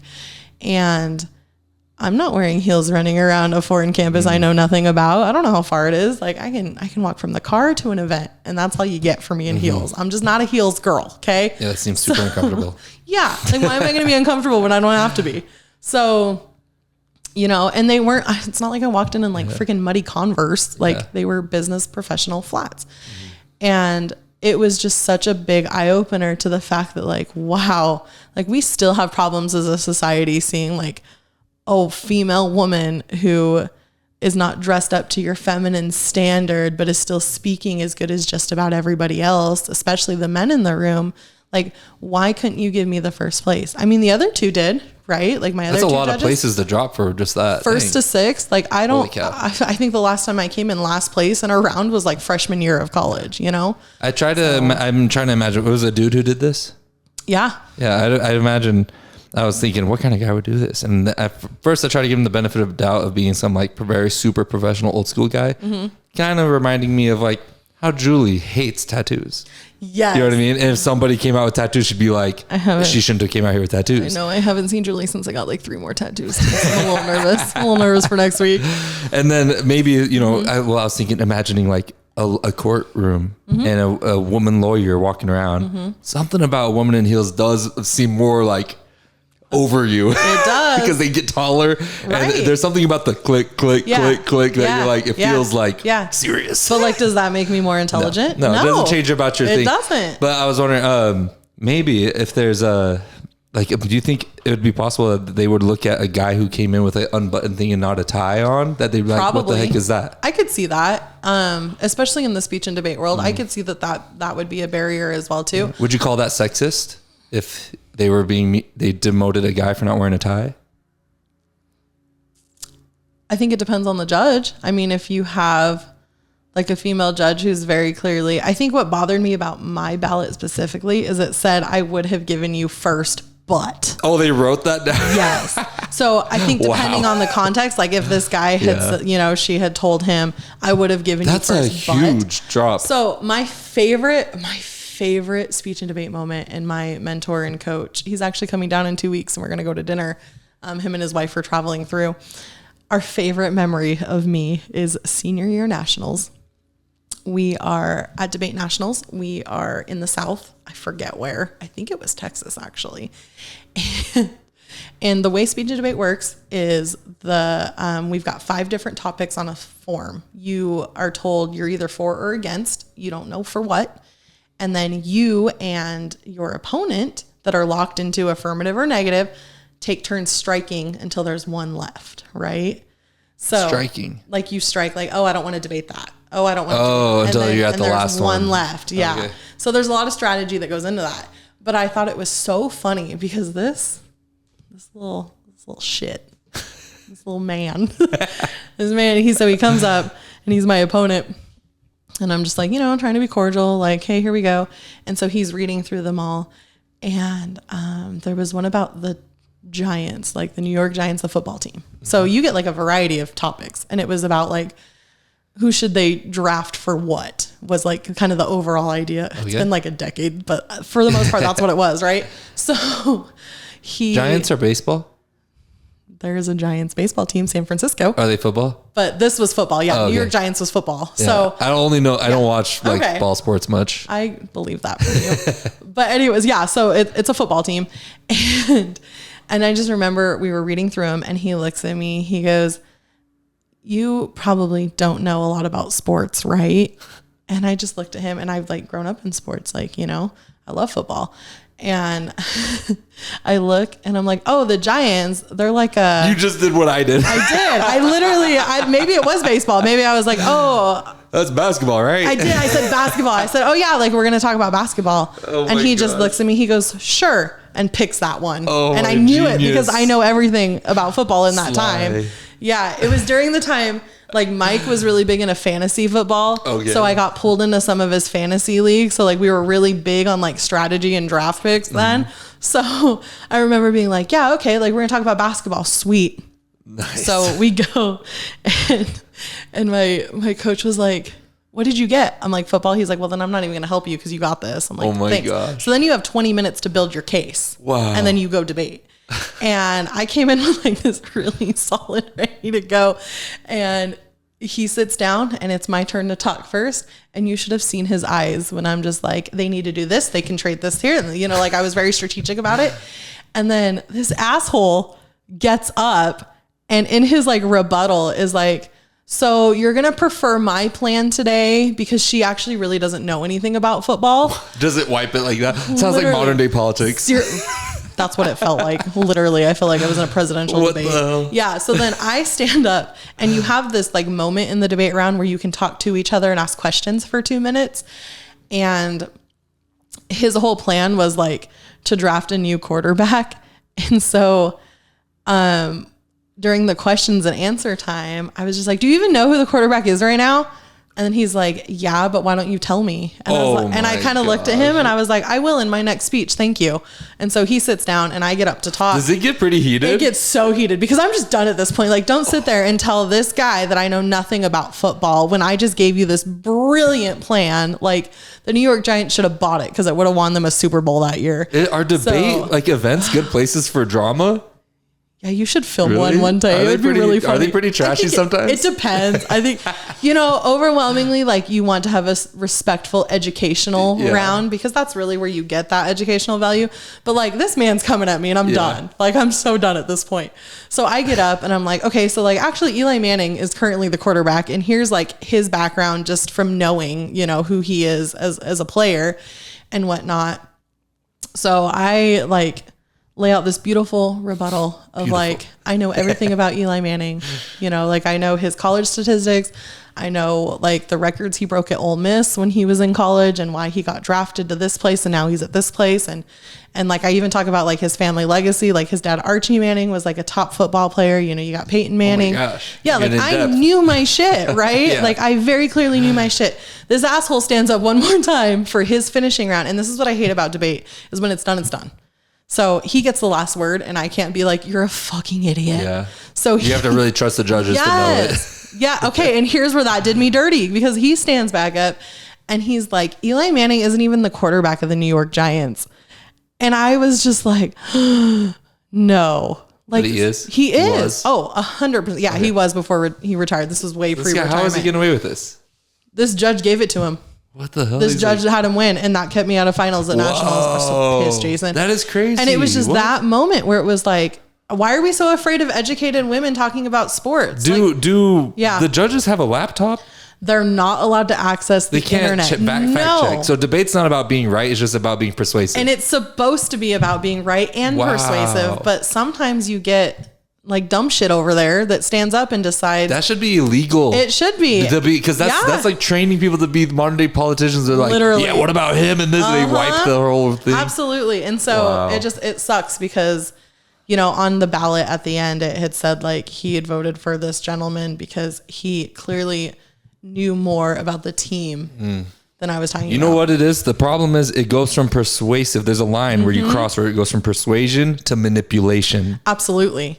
And I think like when we think about, like Aristotle's inartistic proofs, like logic is a whole pillar of that. Like use your logic, use your facts well. What is this? This is Aristotle's book? His inartistic proof. So inartistic proofs. So to have like cohesive persuasion that is just like well-rounded, you have to have three things. You have to have ethos, which is just credibility, credibility in yourself as a person. Something we don't see. Pathos logos thing. Yep. This is where it comes from, Aristotle. Yep. It's Aristotle's inartistic proofs. Yeah. And then you have like what is drawing feelings out with pathos, and then logos is that logic, that has to make sense with the facts that are correlating with that. And I saw a lot in debate. Like we always would laugh because we're like Southern debaters just do it different because they're very like that line of manipulative, right? Like, I'm just going to make you feel this way. I'm going to talk like I'm your bestie judge, like, me kind of thing. And they throw logic completely out the window. And in the Northwest, where we had like really learned how to debate, we were very fact heavy. Like the facts are going to win my case and I'm going to kind of talk about all of it at once. And I used to get so mad at losing to these Southern men just because they would get up and talk pretty. Just straight manipulate. Yeah. Yeah. And although that just means you got to step it up. I guess. Because I think about with regards to ancient Greece and philosophers, you got Athens and everyone's pretty and doing their thing and doing art and poetry. Yep. And then down the road, you got the Spartans who they think are barbarian dimwits. Right. But in the end of the day, I mean, the Spartans are dead, but the Spartans, if they wanted to, would have ruled. So it's like, it's survival of the fittest, back to that again. Yeah. So if you got someone who's, that's like I just learned in economics, the scarcity of the commons problem where, you know what I'm talking about? Where like there's an open field and anybody can graze there. And then all of a sudden if you don't graze there, you're missing out. So everybody will bring their sheep there and the field's done. Yeah. And that's what Earth is. We're in a scarcity of the commons issue where we all want to maximize resources. China's beating us, so we got to beat them. Russia's going to beat, and we're all racing to deplete our world so fast. And that's like the thing with this manipulation thing. It's like, if you don't manipulate, they will manipulate and then you will lose. And I'm so glad I got out when I did, because the last few years, sometimes I'd go back and judge for some of my old colleges like CSI and Whitworth.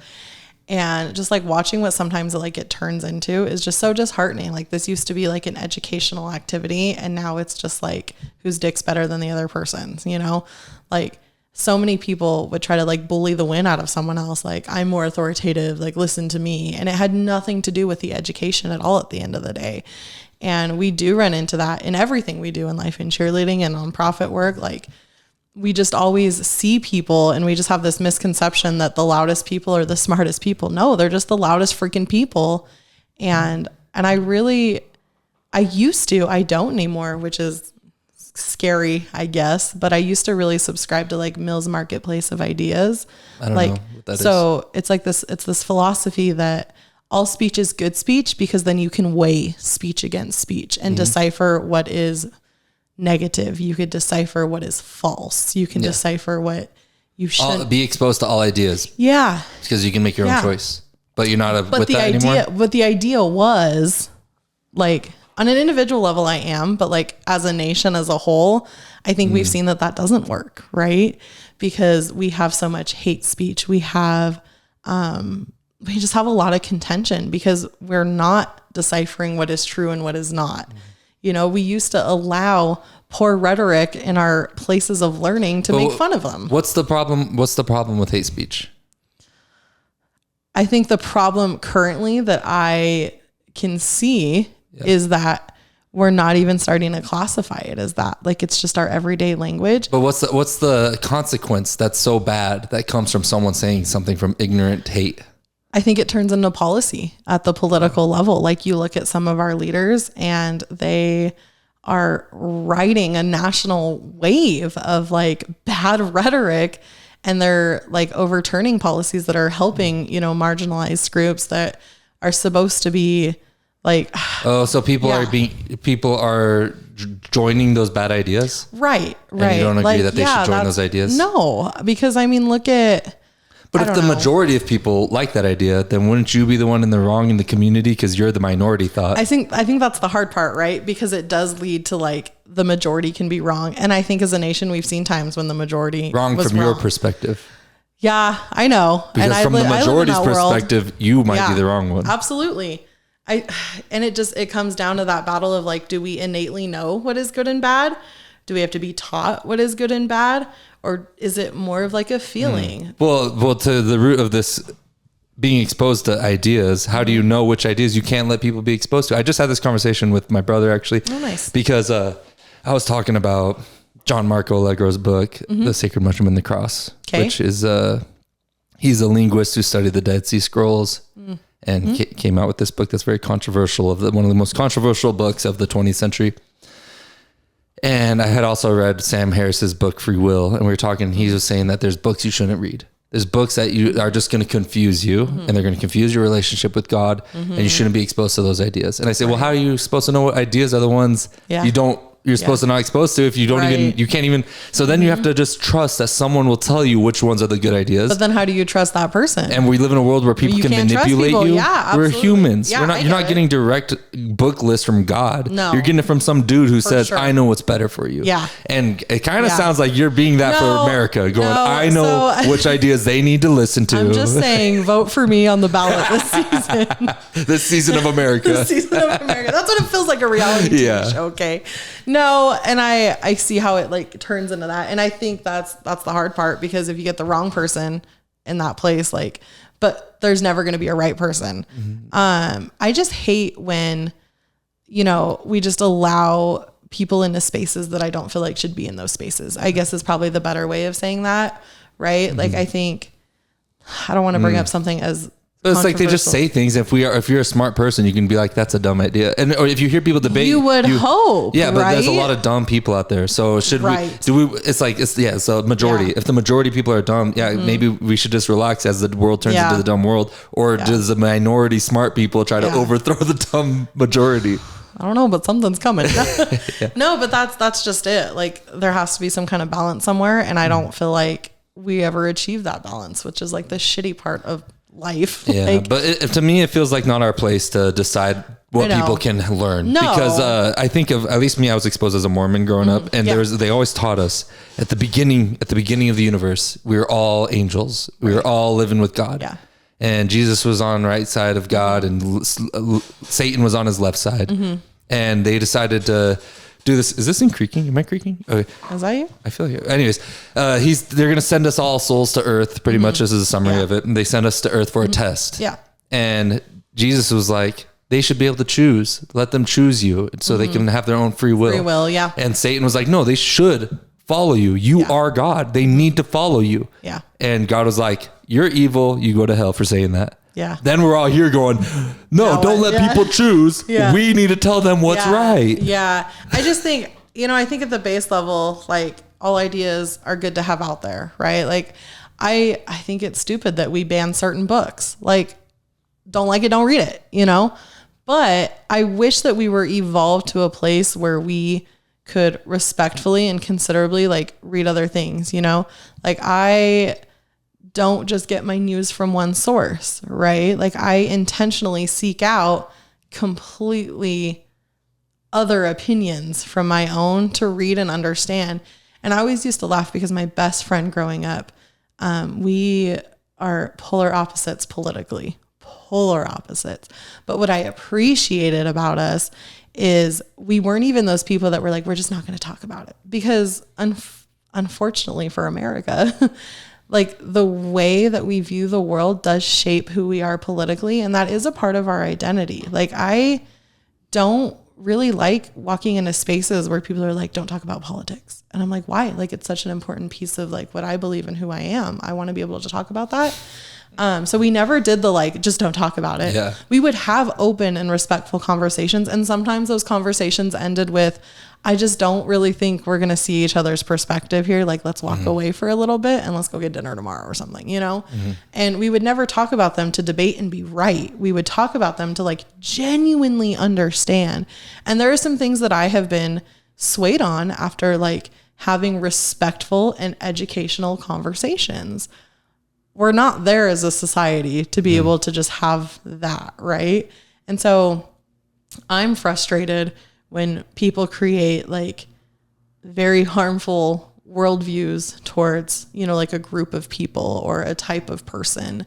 And that then turns into policy down the road. I think that's when I get more concerned with like, dang, like we're supposed to be letting all these ideas flow so we can weed out the bad ones. Why are the bad ones winning? You know? So I think that's where I get really hesitant towards that. I also realized very early on that I cared way too much to go into politics to actually be a politician, because that was the goal, you know, get into a good law school, done. Write treaties. That was my goal. And I couldn't do it because it was just like exhausting. But I wanted to make peace between nations. And now you're struggling to make peace on the mat. Exactly. Yeah. If I can't even do it on the mat, I can't do it for nations. No, it's just, well, it's the same hard. thing. It's the same thing. It's just a human condition. It is. Getting people to get along. And then when you look at it in the grand scale, it seems so big, but at the root of it all, it's just people. It is. Talking to each other. Can they hold a conversation? Be respectable? Yeah. The thing is, I don't really like the idea of punishing words, because I grew up a lot on the sticks and stones can break your bones, but words will never hurt you. You could say the meanest words to me. It's not, I swear, no one's going to hurt my feelings with words. I swear. And it's just because I control that. You're not going to hurt me. I'm confident. I know who I am. And you could say everything you want to me. You could bring up all my past screw ups. Like, well, you're right. For sure. You are 100%. I'm always fucking up. I'm trying to be better. Do you want me to stop right now? Well, I'm not going to stop whether you want me to or not. You know what I mean? This is like, that's true. I don't care about you that much. Your words aren't going to hurt me. Individualistically. Exactly. Right. Back to that. Weird. But when actions, let's say someone says, I don't fucking like Jews. Jews are pieces of shit. And I go, fuck. I mean, that sounds like I fucking hate Jews. They're saying that. And you go, oh, damn, that's hate speech. But then I'm not going to do nothing. It's just say that guy's that guy. At least he's exposed himself. We all know what he thinks. Oh no, look, he got a friend. Oh, they're both the little assholes.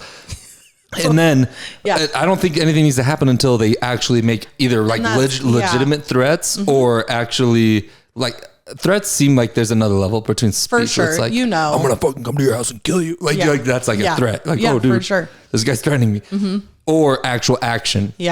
Punish them for the action. Once you start trying to prevent, that's when you're trying to be like everyone's God. I want to prevent you from making a bad decision eventually. I won't punish you for the bad decision, but the idea that you might make a bad decision.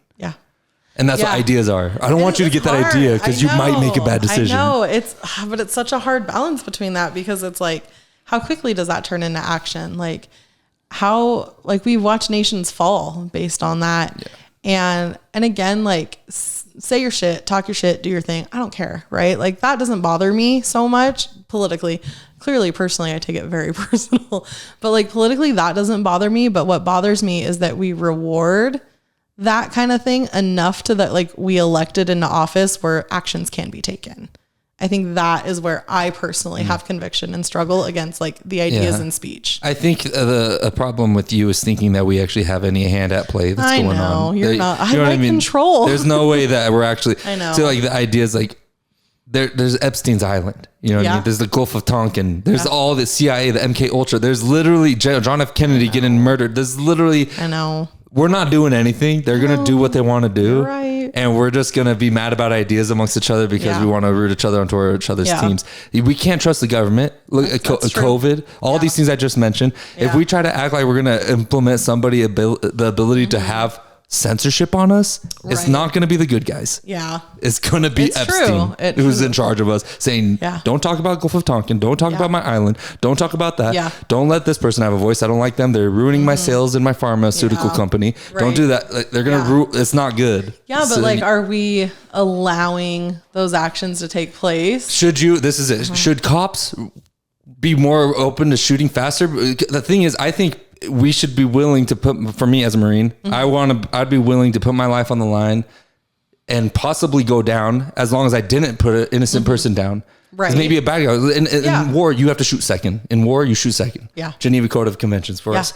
So you can't just start shooting first, because what if you screwed up? Yeah. Now you killed innocent people. Absolutely. So you have to react. You can't prevent. That guy might grab a gun. I'm going to kill him. Boom. Oh, he's innocent. So is it worth putting innocent people away just to get more guilty people? Or is it better to have guilty people out free? No, for when sure. innocent people will be kept away too. Yeah. Innocent until proven guilty nation. Have you seen that movie? It was based on a true story of the Mauritanian. What is that? So it was an individual who, under the Patriot Act, got shipped over to Guantanamo Bay and was like tortured for decades, only to be innocent in the end. Oh my gosh, that pisses me off. Yeah, and he finally, is out and writing books and doing stories. I honestly, the first time, so Zach and I went and tried to watch it in the theater, because that was really what I wanted to get into. Like, that was the branch of law. Like Mandela. Yeah. I mean, they have the Innocence Project in Boise. Mm-hmm. It's very common actually that people go to jail who are innocent. Yeah. Withholding evidence, prosecutors withholding evidence. Mm-hmm. Who just got released because the prosecutors, that was just a big case. Shot the actor who shot the guy, the cinematographer. I can see his face. Baldwin, right? Alec Baldwin. Yeah. He just got released because the court case fell apart because the prosecutor was withholding evidence. Absolutely. Because it will make them look better if they got a conviction. So let me hide this evidence. Mm-hmm. That's fucking wrong. It's a game. And that's why I really was like, maybe law's not for me. Like, how willing am I to play that game? And the answer was not very willing for me. And that's what it feels like. We do that on like a small local level. It feels like we're doing it at a state level, and we're certainly doing it at a federal level too. Like, that's the hard thing is there's no 100% foolproof way to convict anyone of being guilty or innocent, Some cases are obviously easier than others, but to me, does that mean we stop trying to like find that? Or do we just say it's all a game? Who knows if they're guilty or innocent? Let's just keep running the way we're running. I don't know. I wish I had a perfect answer to solve all of America's problems. It seems like the glory government idea of having a great government that understands us and everything's working smoothly is only going to work once the individual operates like that everywhere. Right. When all the individuals on earth are great people who can work smoothly, we're not manipulating each other, we're very transparent, and we're here as a community. Right. It's going to be great. But if you're trying to be a community here while these people are planning on how to destroy you, you should probably start working on your defense. Absolutely. Start training some killers so you can fight. Right. We're still in a war-torn planet. We're full people on every corner. Yeah. We're still tribal little primates that want to take over and kill. And this is my tribe. You're the other tribe, and you're the problem. Or there's the other. Yeah. And there's always going to be that until we can become people who are more understanding. I really think about like the rule of autonomy, right? I mean, what is that rule? So basically the idea is like we control ourselves and we can do whatever we want as long as it doesn't infringe on someone else's autonomy. So I can I can do whatever I want, but the second I punch you or kill you, like I have taken your autonomy from you. So like, I wish that we just lived in a perfect world where we could just all do our own thing and not have to worry about that. Like we don't. And that's the hard part. Like, we infringe on each other's autonomy all the time. And I think as a female, who like went through a pretty like traumatic female health thing this last year, is I don't feel like I had full autonomy of my body. Like I feel like I kept telling doctors, like something doesn't feel right. Can you do this? Can we check this? And it was like, oh, that's normal. Like you're fine. You're fine. It's normal. Right. And at that point, like your ignorance could have costed something. And I think there were lots of factors. I'm not here. Well, not all doctors are created equal. That's for sure. But then you have policy around it too. Right. So I've struggled with just female reproductive health for years. And I think for me, I had a doctor who was female once who had said, here are the options to kind of help take care of some of these things. And one of those options was having a hysterectomy. But every male doctor I talked to after that was like, absolutely not. Like, no, like you're too young for that. Like, I don't feel like that's an option. Let's try this, this, and this.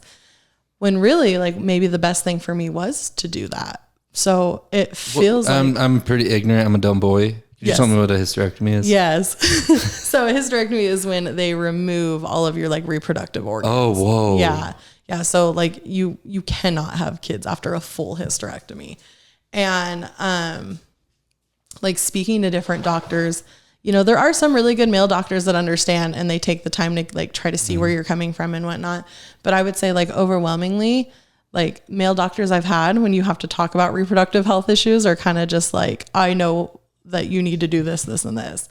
And sometimes, you know, like the big movement, like no uterus, no voice, like politically, I think that there's some truth to that. I really do. I think if you haven't lived that experience, like, should you be making policy or maybe you're like, all right, so what are you pro-choice or pro-life? I am. Why do you gotta ask me that on camera? No, well, this is kind of what you're dancing around. Yeah. Well, I'm very pro-choice. Like, okay. I like very. So you're pro-choice. I am. When it comes to what you can do with your body, but with ideas, you're not pro-choice. So I knew you were gonna come back to this. So when it comes to ideas, I don't feel like the ideas themselves are bad. I feel like when, again, we're infringing on people's autonomy because we're making decisions based on those ideas, that's when it becomes bad. So taking it back to pro-choice, right? Like Roe v. Wade, very controversial, no matter who is in office. And we see that decision goes back and forth because of people who have ideas. And you just have to laugh at the fact, like, it's comical that a bunch of older men are the ones making these policies and decisions. Like, yeah. Let me ask you, I want to pose a question with you because this is kind of where the root of this problem is. Do you believe in the human spirit? Mm-hmm. Do you think that there are spirits that exist in our avatar bodies? I do. When do you think that spirit exists inside a baby? You know, if you asked me a year ago, it'd probably be a different answer than now. Really? So what were your thoughts a year ago? A year ago, I would probably tell you that it would be like at the time of birth.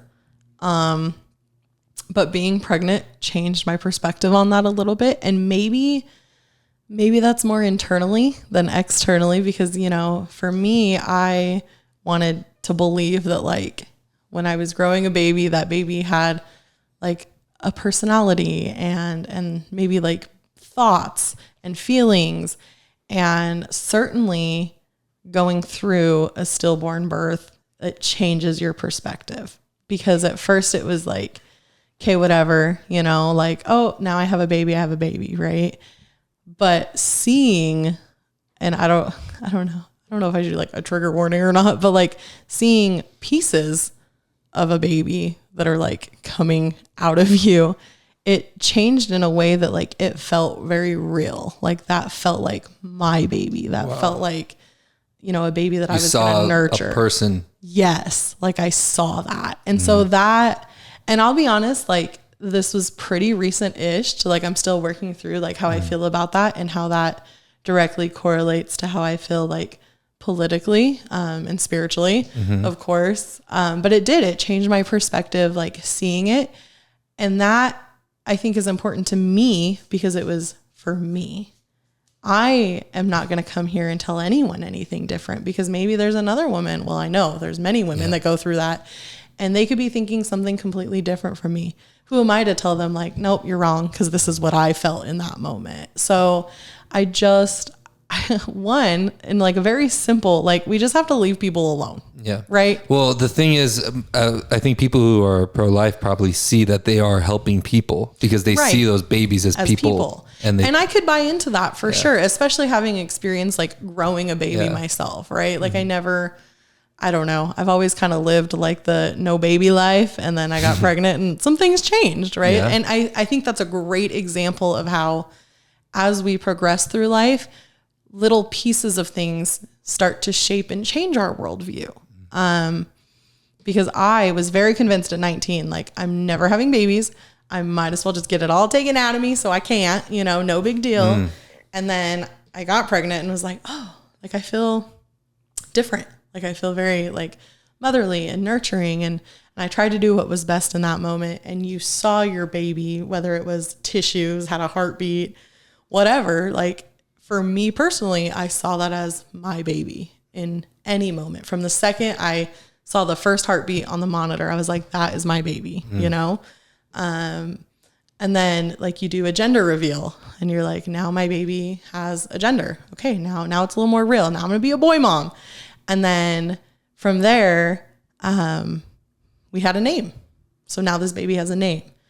And I guess I changed a little bit going through that process. I still feel that women should have their own choice and make their own decisions based on their experiences.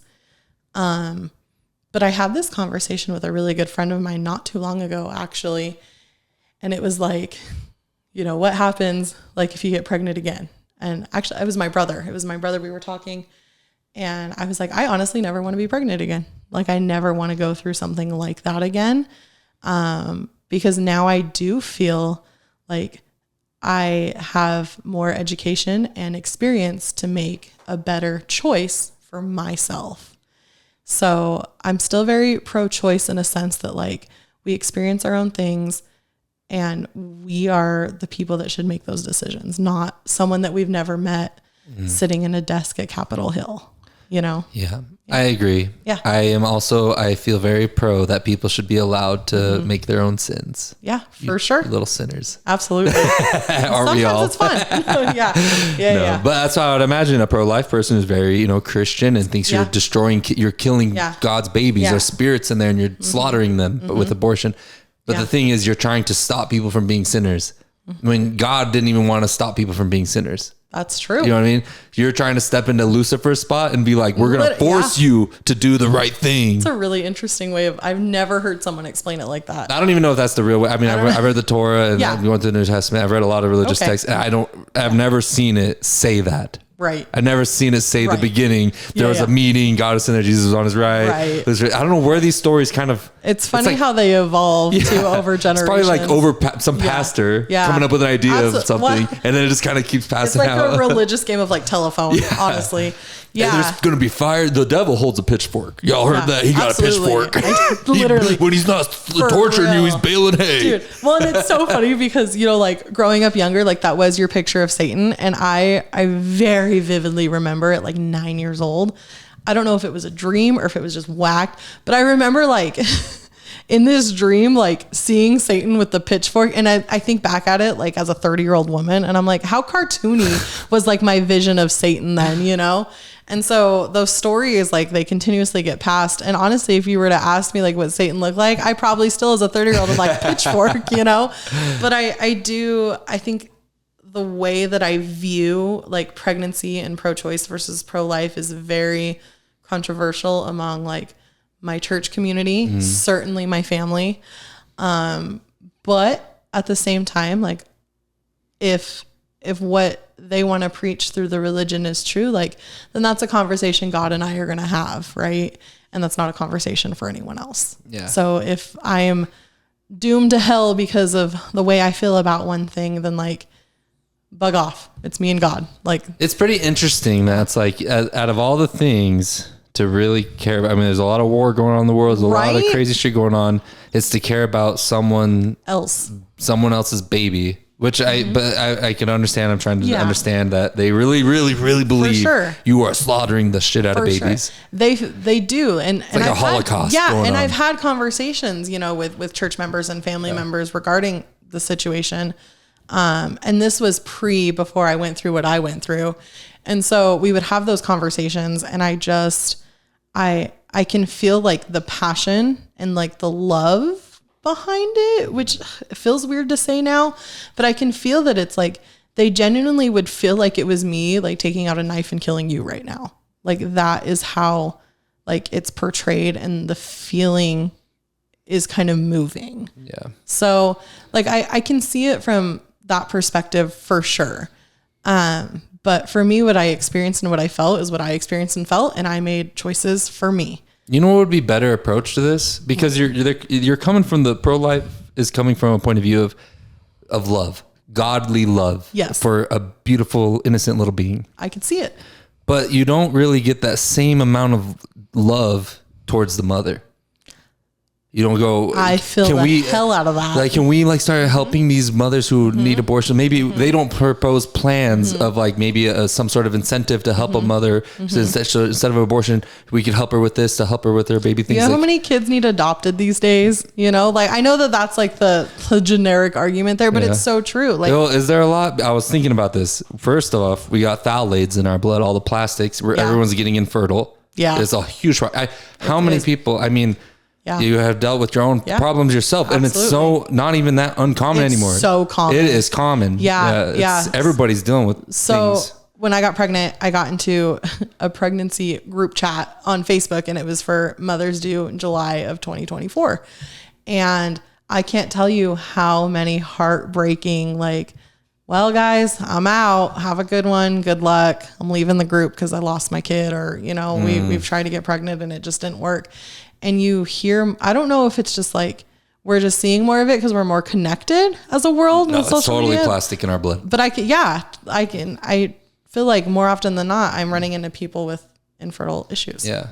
Dr. Shannon Swan, I listened to her talk about it, and she's been studying it for decades about the amount of microplastics, like a credit card a week in our bodies. Dang. And it's making our taint, the space between your private and your butthole is getting smaller. And that's directly connected to our infertility, supposedly. Crazy. Is what she's claims from her research. Anyway, so there's that. Yeah. There's also,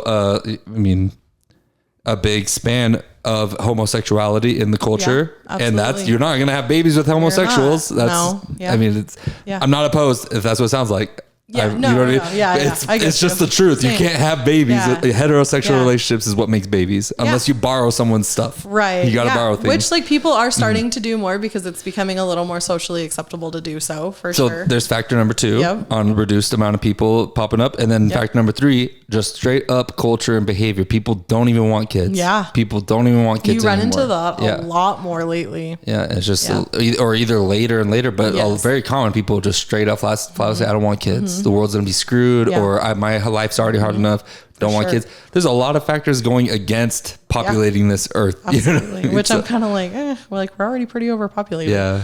But I feel like the culture thing is like the big factor too, because I was laughing, like, you know, I just celebrated my 30th birthday, and both of my parents, by the time they were 30, had all 3 of us kids already. And I can't even fathom what that life could be like, having 3 kids by 30. Like, terrifying to me. Yeah. And you see some of it still too, but I think more often than not, like that was the common thing. And now people are waiting later, you know, like when people found out I was pregnant at 29, people were like, oh, like you're kind of on like the older end of having kids. And I'm like, is 29 old? So I think there's some weird like cultural perspectives on that. And back then they weren't looking at the internet knowing what's possible out there. Yeah. They were like, my neighborhood is the max possibilities. Literally. I better reach my potential and have some kids and have a car. Yeah. Now we're like looking at people on yachts in Italy and being like, I want more in life. I gotta be a baller. I gotta be a winner. Yeah. And I mean, I think people have like those goals, and like kids, as much as I like love all my friends' kids so much, like they're limited in what they can do. I mean, shit, I have a dog, and I'm just like, oh, okay, I got to prepare for him to go somewhere so I can go on vacation. Like imagine doing that with a whole ass kid, you know? So I think the way people are living is just different. I don't think it's wrong. I don't think it's right. I just think it's different. I agree. It would be so easy to not have kids. It's easier. Less responsibility. Absolutely. My life would be easier without Bosco. But I wouldn't trade it because I love Bosco. We have such great experiences. For sure. And I assume that's what it's going to be like when I have a baby someday. Yeah. It's going to be like, dang, I would have went through life not experiencing this love. For it sure. seems like another level of love from what I hear. So I want to experience it. Yeah. And some people ask me way too soon. But now we're starting to have more conversations like, do you think you'll ever have kids? Like, do you think, and I just tell people like, I'm not opposed to the idea of kids. I'm very opposed to the idea of me carrying my own kid now, you know, like after experiencing that. I am so glad to be a boy. Yeah, Holy, that's fair. It's so scary. Literally. And so many things can go wrong. Yeah. Like every time I think about like potentially like having a kid, like and some of it's like the trauma that was induced. Like I go back to like being life flighted from a freaking basketball game to, you know, like the hospital and like that whole experience. Like, why can't I just be celebrated for making a choice to never want to do that again? So I don't know, very, very pro-choice in a different light, in a different way. But again, like our experiences develop our worldviews. And I think it's so funny that this is the rabbit hole we went down, because like I really expected to talk about cheerleading this whole time. Yeah, I know. It's funny. It's just I love it. The organism of a conversation. For sure. We just flow where it goes. Yeah. All right. Anyways, we've gone 2 hours. Dang. So I really got to the bathroom. So we're going to wrap it here. I love it. Sounds good. Thank you so much, Coach Ray, for coming. Of course. I love you so much, Love you too. and I can't wait to be back out there this season. Let's go. All right. Peace out, everybody.